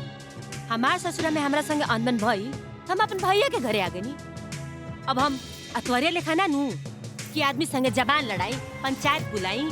लेकिन फुआ जी, ई भी तो हो सकेला कि ओ बेचारी के पास रउआ लेखा नैहर ना होखे, शायद मजबूरी में। दुल्हन, जेकरे आँखी से लाज के पर्दा हट जाला, ओकरा के लोक लाज के कोनो चिंता ना रहेला। और उ बच्चले नितवरिया के चर्चा कैले के ई घर में कोनो जरूरत नहीं है। अगर काम से निपट जाए तो गोड़े में तेल लगावे आ जाइए। अरे ए दुल्हन, तनी हमरो गोड़वा में लगा दिया हो। बधाई हो प्रधान जी, बधाई हो। राउर पंचायत में कलेक्टर साहब सबसे ज्यादा फंड देले बाड़न विकास कार्य खातिर। का ई बात? अरे पांडे जी, तो लगले हाथ से हमार जीजा जी के एक बात के औरो बधाई दे दो। ई बार प्रधानी के चुनाव हमार भगिना स्वतंत्र लड़े वाला बा। अरे वाह, साच कहीं तो सरकार आपका जगह विधानसभा में बा। कहीं तो मंत्री जी से बात चलवा दी। अरे सब ठीक हो जाए, काहे चिंता करत बाड़। लेकिन विरोध वाला खेमा हल्ला मचावत था सर। पांडे, हाथी चले बाजार त कुकुर भोकेला हजार।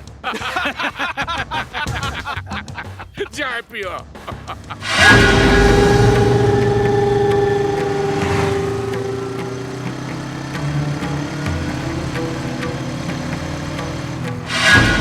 जिया जी, अरे अब का लेना जाना जिया जी? कुछ ठूक नहीं। अरे घर अलग, बर्तन अलग, यहाँ तक के घर के दरवाजा अलग। बैठी बैठी, शांति से बैठी महाराज।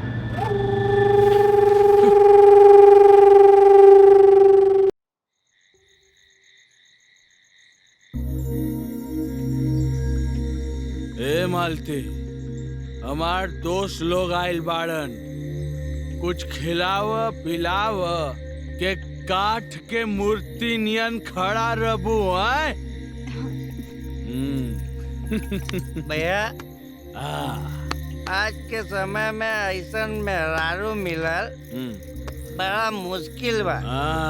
फिर भी यार, हमनी के बिना बतौले आगे ली जा। बाबूजी के तकलीफ दे रहल बानी जा। तकलीफ? बट मालती, ए मालती, वो दीवार हो ना, वो दीवार के सामने मुंह करके खड़ा हो जा। अरे भाई, हमार दोस्त लोग ही देखे के चाहता न कि तू हमार बात कितना माने लू। खड़ा हो जा। अरे अरे, क्या करत बड़ा सतन? सुनाई नहीं खेदेत?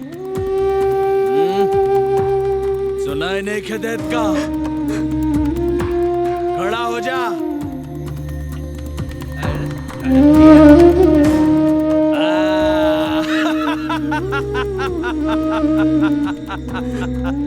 देख ला, हमार मेहरारू हमरा उंगली पे चलेली, उंगली पे हमरा सारा बात मानेली। अरे का करत बड़ा यार? भाभी जी के जाए ना, जाए द जाए दी। अच्छा मालतू, जा जा जा। कमाल के खाना बनल बा। बहुत अच्छा रोटी बनल बा भौजी। तोरे हाथे में तो जादू है भौजी, जादू। पता है, हमरा बाबूजी एक बात कहले कि औरत देवी है, शक्ति है। अगर ओकरा के संभाले वाला मर्द हमरा जैसन मर्द होके तब और सुन ला हमार बाबूजी औरी एगो बात कहेले औरत उल्टा है उल्टा अगर ओकरा के संभाले वाला मर्द डरपोक निठल्ला होके तब बहुत सही कर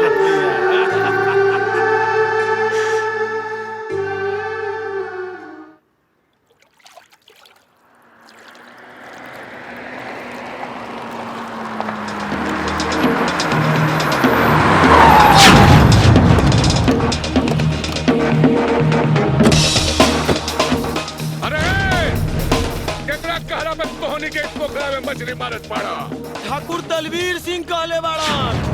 ठाकुर तलवीर सिंह ओकर इतना हिम्मत हो गई कि हमरा से बिना पूछले हमरा पोखरा में मछली बनावत बा। ए जब कर रहा मछली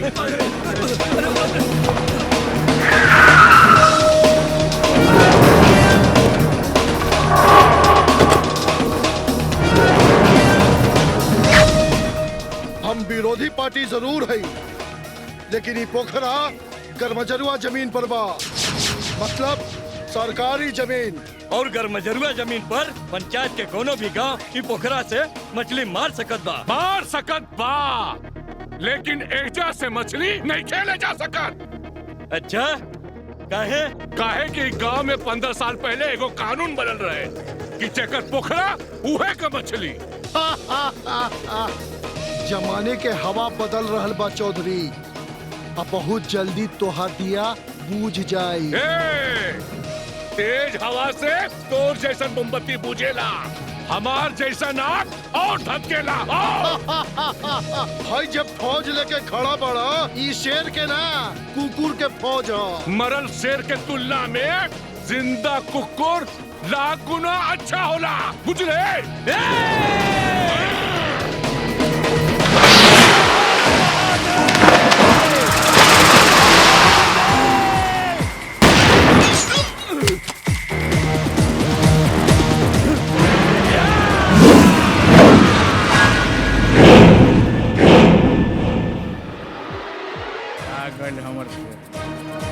शुक्र मनाओ कि हमरा गोली तरह जांग के बीच में ना लागल हो ना तो तोरा आवे वाला 7 पुस्त ना ओकर नाम रोशन हो जाइत।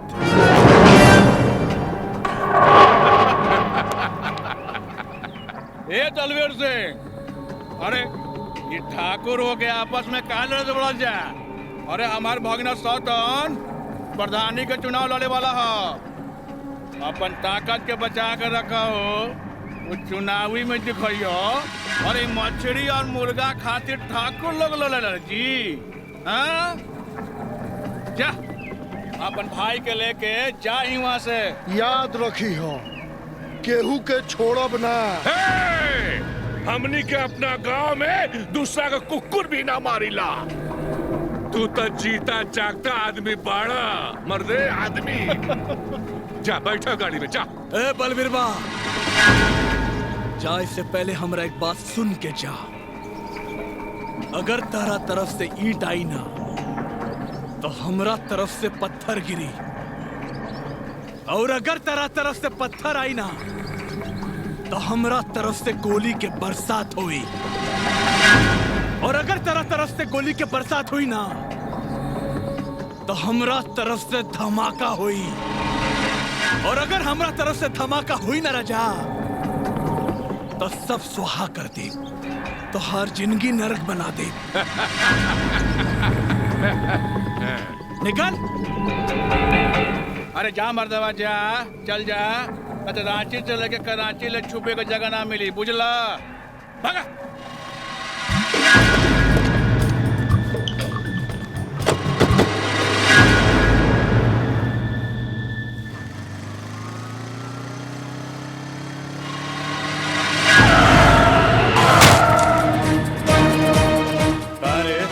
तोरा लौकत नहीं के का है?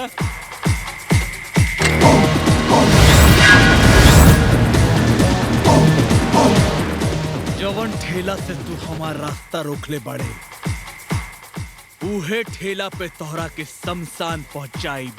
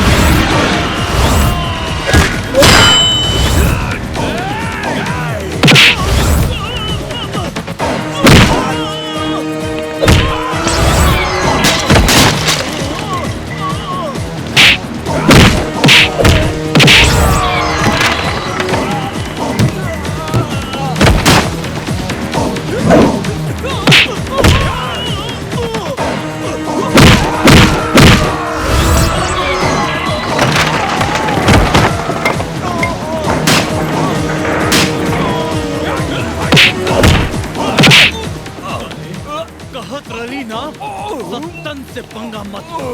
अब जा सीधा शमशान।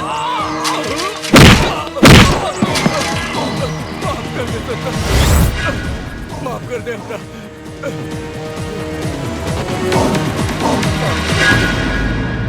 माफ कर दे।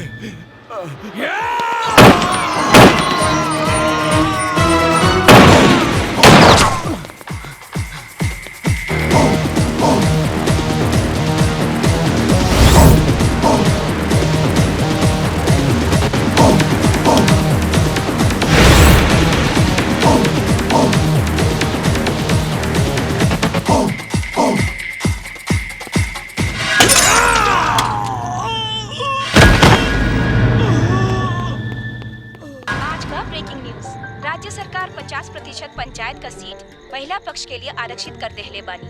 ये बहुत ऐतिहासिक फैसला बा। ई में से कुछ छोटी पार्टी के छोड़कर सत्ता पक्ष और विपक्ष पक्ष की पार्टी ई फैसला के प्रस्ताव पारित कर देहले बानी। एह में आरक्षित सीट बा पालनपुर, पिपरी, सरैया, खनिका और गंगापुर पंचायत। नहीं नहीं नहीं क्या हो सका, नहीं क्या हो सका बाबूजी, नहीं क्या हो सका, नहीं बाबूजी, नहीं क्या हो सका, ये अन्याय है।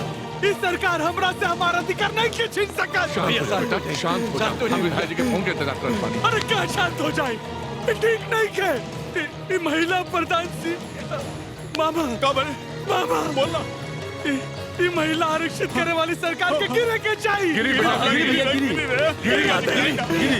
सरकार को गिरा दे।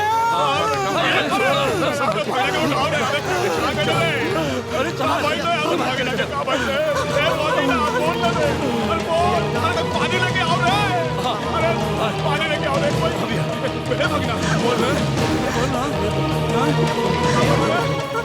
मत रोआ दुल्हन, मत रोआ। हमार बेटा के कुछ होना होई। यहाँ के प्रधान हमनी है और हमनी है रहा। अब जिंदगी से बढ़कर तो चुनाव हो गई बैंकर खातिर। अरे चुप न रहा, का नौटंकी केले बाड़ी। लो लेके चलो, भगना बोलना रे। विधायक जी क्या कहनी है आप? अरे चौधरी साहब, हमने पूरी कोशिश की गंगापुर को महिला रिजर्व सीट से बचाने के लिए। अरे फैसला बदलावे का अधिकार भी तो है विधायक का। यहाँ सब कुछ नंबर का कमाल है चौधरी। इस प्रस्ताव के खिलाफ हमारे नंबर बहुत कम थे। अरे सत्ता और मुख्य विपक्ष पार्टी ने हाथ मिला लिया। अगर हम इनको जबरदस्ती का मुद्दा बनाकर सत्ता बचा।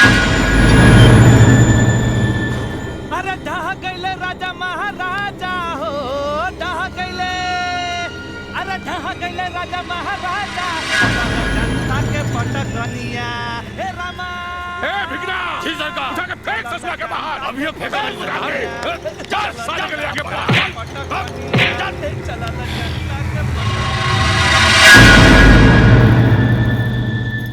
भगिना, ए भगिना, अरे कहाँ बड़े रे?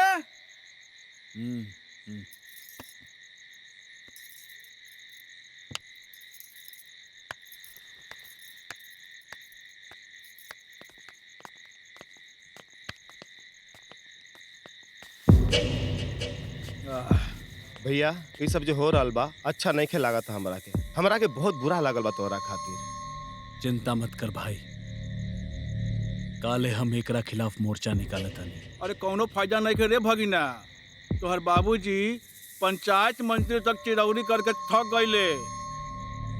चिंता मत करा मामा, इस सरकार गिर जाई। इस सरकार जरूर गिर जाए, लेकिन तारा संगे बाकी के पंचायत के 50% लोग ई फैसला के विरोध करे तो, लेकिन यहाँ तो खुशी के मारे लड्डू बट रहल बा, ढोल नगारा बज रहल बा।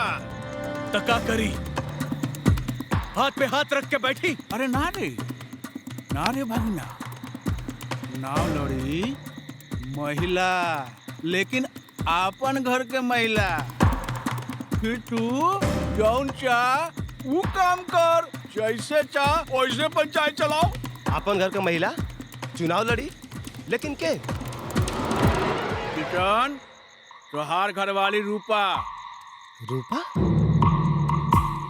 देख सकते, खाली अंगना में दीवार खींच देहला से खून के रिश्ता ना मिट जाला, और सत्ता कुल मिला के जीजा जी और स्वतन तोहरे हाथ में रही, बुझले? हाँ? स्वतन, वो जो दलवीर हनु, वो अपन भाई के पत्नी के खड़ा करे वाला बा, और हमरा के ऐसन खबर मिलल बा कि फैसला के विरोध करके कुछो न मिली। अब तो ऐसन दिमाग लगावे के बाद कि सत्ता भी अपने परिवार में बनल रहे और दुश्मन भी चारों खाने चित।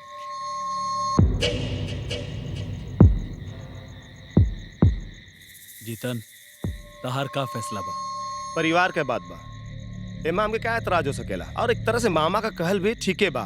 दूसरा के हाथ में सत्ता देवे से अच्छा कि परिवार के हाथ में ही बागडोर रहे। अरे ये तो हम कहत बानी भागिना, और सारा आदेश और फैसला तो तोरे हाथ में रही हैं? और सबसे बड़ बात, अगर 4 लोगन के सामने भाषण उषण देवे का जरूरत पड़ गई तो रूपा बोल सकले, पढ़ लिख सकले। वाह वाह मामा वाह, तू ही हमार संकट मोचन बाड़े। अरे चोर रे भगिना, तोहर मामा रांची से लेके कराची ले बड़ बड़ घाट के पानी पीने पड़न रे। हाँ?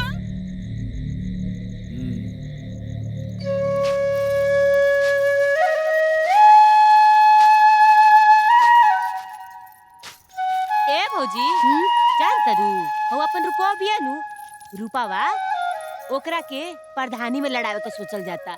अरे वाह, बहुत अच्छा सोचत बानी जा। रूपा जैसन पढ़ल लिखल मेहरारू बा तो आज कितना काम आवत बा। ई तो बटले बा।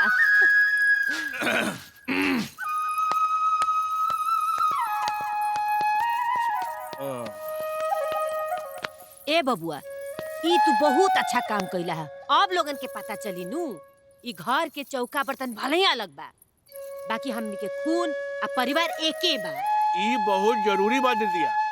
हाँ, बाकी प्रधान तो रूपे कहाई नु।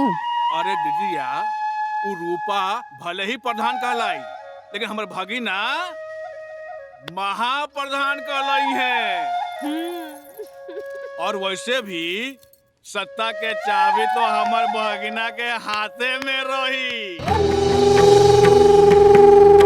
रूपा के नाम के उछले बा? अरे हम पूछत बानी, ई सब केकर करतू था?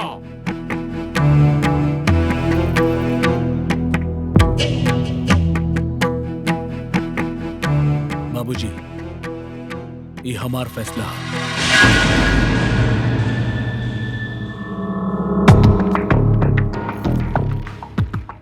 रूपा का नाम लेवे से पहले एक बार हमसे पूछता लेता।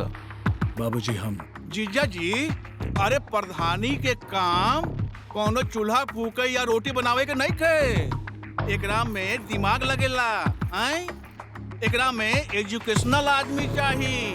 और रउआ तनी सोची कि हमनी के घर में रूपा के अलावा इतना पढ़ल लिखल के बा? अरे वो सब तो ठीक है, लेकिन ओकर शहरी रंग ढंग और दिखावा हमरा के पसंद नहीं खे। बाबूजी, हमरा रहते आपके चिंता करे के जरूरत नहीं खे। और जीजा जी, आपके ई फैसला से जीतन और ओकर माई आपके एहसान तले जिंदगी भर दबल रही हैं। फिर आप जौन आदेश दी उनका खातिर ब्रह्म आदेश होई। कितना देर लागेला तोहरा के चाय बनावे में? बाबूजी, वो दूध फाट गइल रहे। तो तू कहना फाट गइलू, जल्दी से चाय के बाहर भिजवाओ।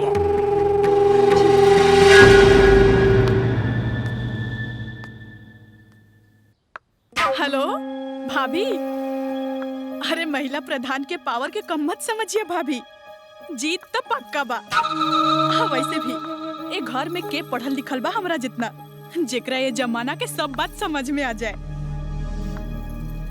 आई परिवार के औरत तो सबकर बुद्धि घसियारा के बा। आई गांव आ घर के औरत लोग तो हाई स्कूल के मुंह न देखले हुई है।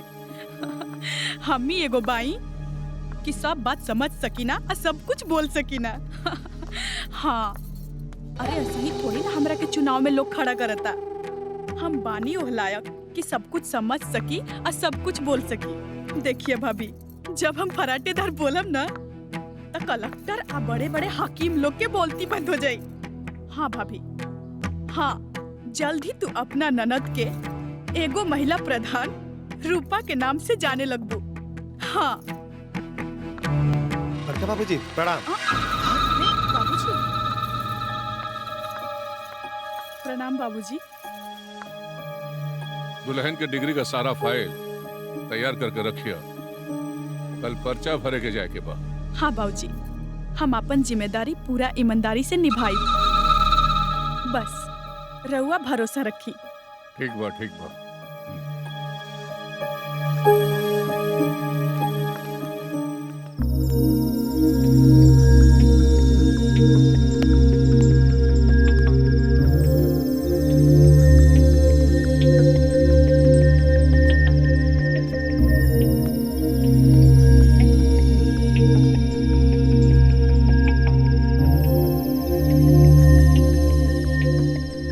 बाबूजी, हमके नहीं के बने के बा प्रधान। हमन पर गवार का जानी पंचायत। बाबूजी, हमरा के अपन चूल्हा चौकी में ही रहे दी। मालती, उठा। देखी, हम राउर पाँव पड़त बानी। अपन प्रिंस भी अभी छोट बा। हमरा के ये सब जंजाल में मत डाली। ये सब हमरा बस के बात नहीं खे। हमरा के माफ कर दी। सत्तर, समझा दे अपना बीवी के। बहुत मेहनत से हम इस पंचायत में आपन साग बनौले बानी। तोहरा खातिर सता में जाए कई रास्ता बनौले बानी, मगर ये औरत सब पे पानी फेरल चाहत बिया। बाबूजी रूपा के दे दी जाए काम। अरे जितन का बीवी बस दिमाग बा, ओकर नाम का थोड़ा चर्चा का हो गई कि ओकरा के पक निकल गई। हमरा के गूंगी गुड़िया चाहिए, बातूनी गौरैया ना। भौजी, बतिया तो हम ही आगे बढ़ौले रहनी है। रूपा पढ़ल लिखल बिया, समझदार बिया, और पंचायत के नियम कानून भी समझी। भौजी, आम के गुड़ई अचार बनौले बड़ू। हाँ, तनी छोटी छोटी शीशी में भर के तनी दे न दी। जाए लगबू तो भर के दे दे। प्रणाम बुआ जी। प्रणाम बाबू। बुआ जी, हम कैसे लगत बानी?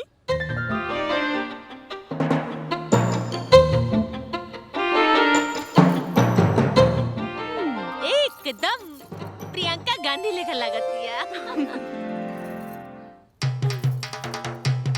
बुआ जी, हमने के कब जाए के बा? बस हम जाके देखा तनी तो बतावत तनी।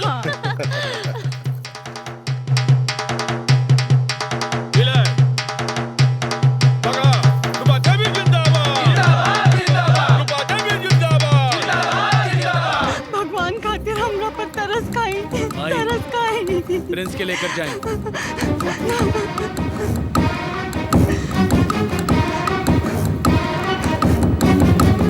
बाबूजी, हम राउर पाँव पड़त बानी। अरे बंद करा ये रोल कॉल। एक बार कहना पे समझ में ना आवत। सतन, अगर बेसी नाटक करे तो अच्छे से समझा दियो। बाबूजी देखिए हम राउर पाँव पड़त बानी, रहुआ तो समझी। देखा मालती, हम तो हर दर्द के समझीला, लेकिन ये राजनीति है, राजनीति। और राजनीति हमरा घर के मान सम्मान प्रतिष्ठा है, और हमरा घर के मान सम्मान प्रतिष्ठा की लाज रखल तोहरो फर्ज है, बुझलू? चल नहीं रुक जा। चल। रूपा देवी जिंदाबाद, जिंदाबाद जिंदाबाद। रूपा देवी जिंदाबाद, जिंदाबाद जिंदाबाद। रूपा देवी जिंदाबाद, जिंदाबाद जिंदाबाद। रूपा देवी जिंदाबाद, जिंदाबाद जिंदाबाद। क्या होता सत्तन? रोको सब के लगावा सामान के यहाँ से। कौन है सब? ये रूपा के नाक पर पोस्टर के लगोले सर है? के लगोले सर बोल? के लगोले सर? हटा यहाँ के। हटाओ। बदल एक रखे, बदल पोस्टर का बदल। बोला मालती देवी जिंदाबाद। देव रखे। मालती देवी जिंदाबाद। मालती देवी जिंदाबाद, जिंदाबाद। मालती देवी जिंदाबाद। मालती देवी जिंदाबाद। मालती देवी जिंदाबाद। और जोर से बोला। बोला। मालती देवी। और जोर से बोला। मालती देवी जिंदाबाद। जोर से बोल। बोला। मालती देवी जिंदाबाद। आगे बढ़ा। चला आगे बढ़ा। जोर से बोला। बोला बोला। चला आगे बढ़ो। बोल जिंदाबाद। बोला जिंदाबाद। मालती देवी जिंदाबाद। हमारी अपमान के बदला तो हम लेके रहा बाबूजी।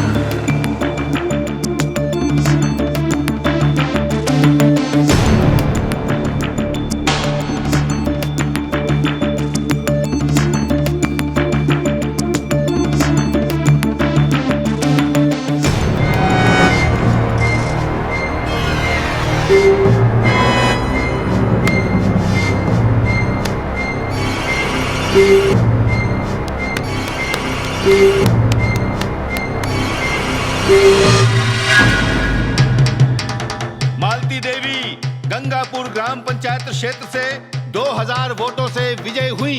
मालती देवी जिंदाबाद। मालती देवी जिंदाबाद। मालती देवी जिंदाबाद। मालती देवी जिंदाबाद। साला रामी के पिल्ला बहुत चर्बी चढ़ गई ना, और चर्बी सब गलाई देव हम। अगर हमार पैसा वापस ना मिलल ना तो तोर दोनों भैंसी के सोनपुर के मेला में बिकवाई दे। समझ में आइल? समझ में आइल कि ना? ना तरह के। अरे जंगी कहाँ बैठल बा? भीतर बैठल बा। समझ में आ गई ना हमार बात? अरे ठाकुर साहब, हम रांची से कराची ले इतना इंतजार ना करनी जितना आज करनी है। अरे मुंह मारा तहर रांची से कराची तक। तू विश्वास करे लायक आदमी नहीं खा। तहरा चक्कर में हमारी इज्जत और पैसा दोनों बर्बाद हो गई। अरे ठाकुर साहब तने सुनी था? अरे का सुनी? जोन आदमी आंख उठा के न देखत रहे वो मुंह दबा के हंसा था। का कहले रह तू? हैं? का कहले रहा कि गंगापुर पंचायत के 4 गांव के चुनाव प्रभारी है? 1000 वोट दिवाई, 50 को वोट नहीं के आइल। वो का भाई ना महाराज कि इन वक्त पे सब मामला गड़बड़ा गइल, हमरा हाथे से चुनाव के प्रभार छीन ले लॉस। लेकिन रउआ घबराई मत। अरे महाराज, ये बड़ जीत खातिर ये छोट मोट हार जरूरी बा। का चाहता हो? एकदम खाके में मिल जाओ, हैं? मन तक करता कि खांडो वन की तरह पूरा गांव में आग लगा दी। अरे गुस्सा के थूक दी। अरे महाराज, गुस्सा राजनीति के दुश्मन है और कूटनीति ओकर दोस्त। लेकिन ठाकुर साहब, हम महादेव चौधरी के घर में रह के उनकर नींव खोजत बानी, लेकिन गुस्सा से नहीं, कूटनीति से। गुस्सा तो हमरा वो दिन आयल रहे जौन दिनवा ई महादेव चौधरी हमर बहिन के बंदूक के बल पे उठा के ले गए रहे बियाह काटे। हमर बाप इस सदमा के बर्दाश्त न कर पाइला, खटिया पे जे गिरलन फिर ना उठ सकलन।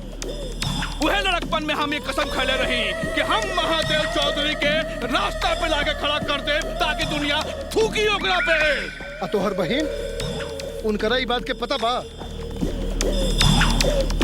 हमर बहिन तो सुख सुविधा में सब कुछ भुला देला, लेकिन हाँ, हम ये अपमान के आग के अपन सीना में आज भी पाल रहल बानी।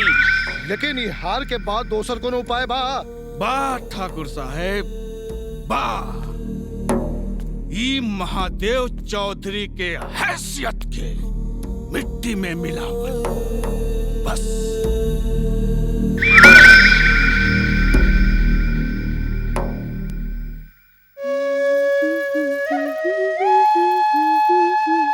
अरे कहाँ बाड़ू?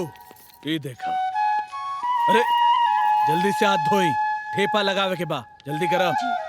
अरे जल्दी करा, टाइम नहीं खे। हाँ।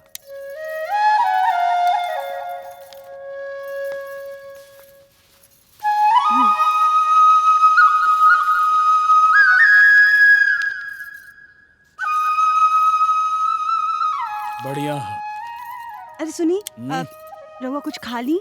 हमरा पास टाइम नहीं के, ठीक है ना?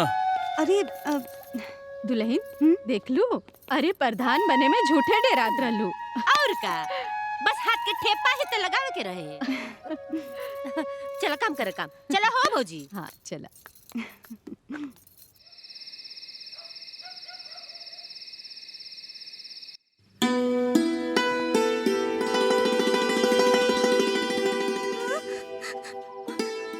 मम्मी मम्मी लाइट गई। Mummy mummy.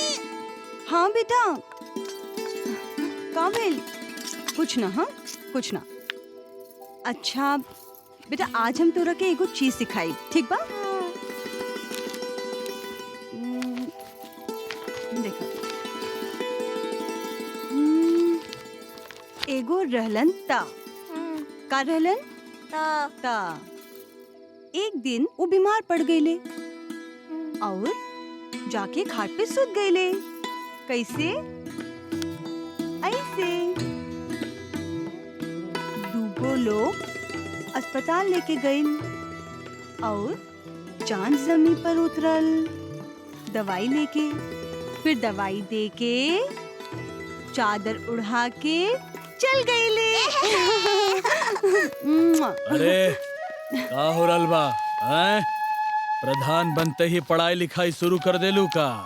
देखी, हम तो लिख लोड़ा पढ़ पाथर हैं, लेकिन हम चाहता नहीं कि अपन बेटा प्रिंस पढ़ लिख के हाकिम बने। अरे एकर जे होई तो होई, एकरा पहले हम तोहार पढ़ाई की व्यवस्था कर देले बानी। अब तू प्रधान बन गइल बाड़ू, तोहरा के पंचायत के मीटिंग करे के पड़ी, ब्लॉक के मीटिंग करे के पड़ी, लिखे पढ़े के पड़ी, और ई खातिर हम अपना ही कॉलेज में से गुरु कृपलानी जी के बुलवले बानी। ई उम्र में पढ़ल लिखल ठीक रही का? अरे उम्र का होला, ई देखा। अरे वाह, लाइटो आ गई। एकर मतलब ई है कि तोहरा के पढ़ाई करे के चाहिए। दुल्हन ठीक है ना? ए दुल्हन। अरे माँ जी बुला रहल बानी। जाए जाए। हम अभी आवत बानी। जाए। ए हमार बाबू पढ़ाई करता रहा है। पापा मुझे पढ़ाइए ना। अरे तू का करबा पढ़ाई करके? अरे पहले ही तू मालिक हुआ मालिक। अरे पढ़ लिख के तोरा के नौकर बने के है? अरे हटावा पढ़ाई के। हट। हाँ आजा आजा हमार बबुआ, आजा आजा आलर बालर खेला।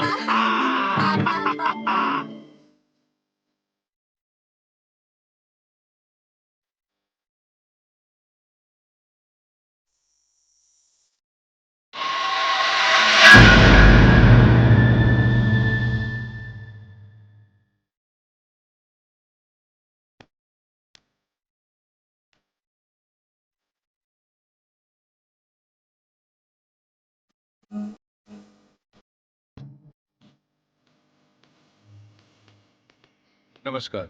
खुश रही। सरकार नारी के बराबरी के अधिकार देके एगो संतुलित समाज बनावे का पहल के लिए बा और रउआ वो पहल के अमली जामा पहना के बहुत सुंदर उदाहरण प्रस्तुत के लिए बानी। कृपलानी जी, हमरा से जितना हो सकेला हम ही पंचायत के लिए करत आइल बानी और करब। लेकिन बाहर बोर्ड पर पंचायत प्रधान का नाम नहीं खे। अरे अब सरकार पगला दिया तका हम हूँ पगला जाये। औरत का काम है घर के संभाले, बाकी मर्द नेतागिरी करी हो। औरत नेता के जन्म दे सकेली, भला वो नेता कैसे बन सकेली? उदाहरण तो बहुत बात चौधरी साहब, अगर हम गिनाओ ए गरीबा, हाँ सरकार, यहाँ यहाँ। अरे गुरु जी के अंदर ले जा, जाइए आप कुछ जलपान उलपान करी, हम आवत बन।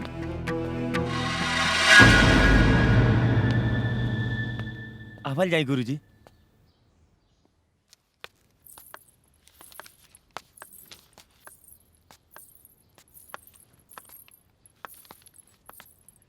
बैठी बेटी। प्रणाम गुरुजी। खुश रहा।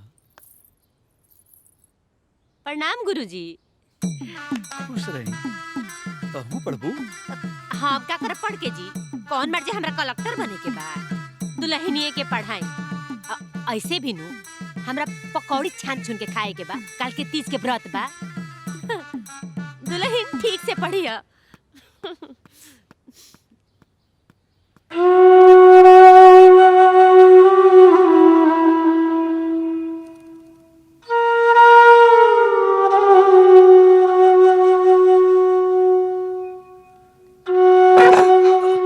संभल के इंदु बेटी।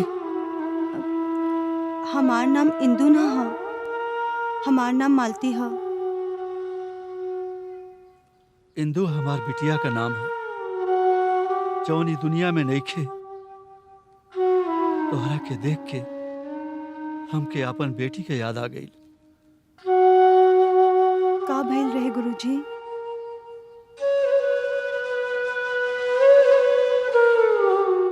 ये दुनिया से जाए का सबका अपन विधान होला। हम अपन बेटी के निडर और आत्मनिर्भर बनावल चाहत रहनी, लेकिन हमार सपना पूरा ना हो पाउलस। लेकिन तोहरा के देख के लागत बा हम अपन बेटी के लेके जौन सपना देखले रहनी वो पूरा हो सकेला।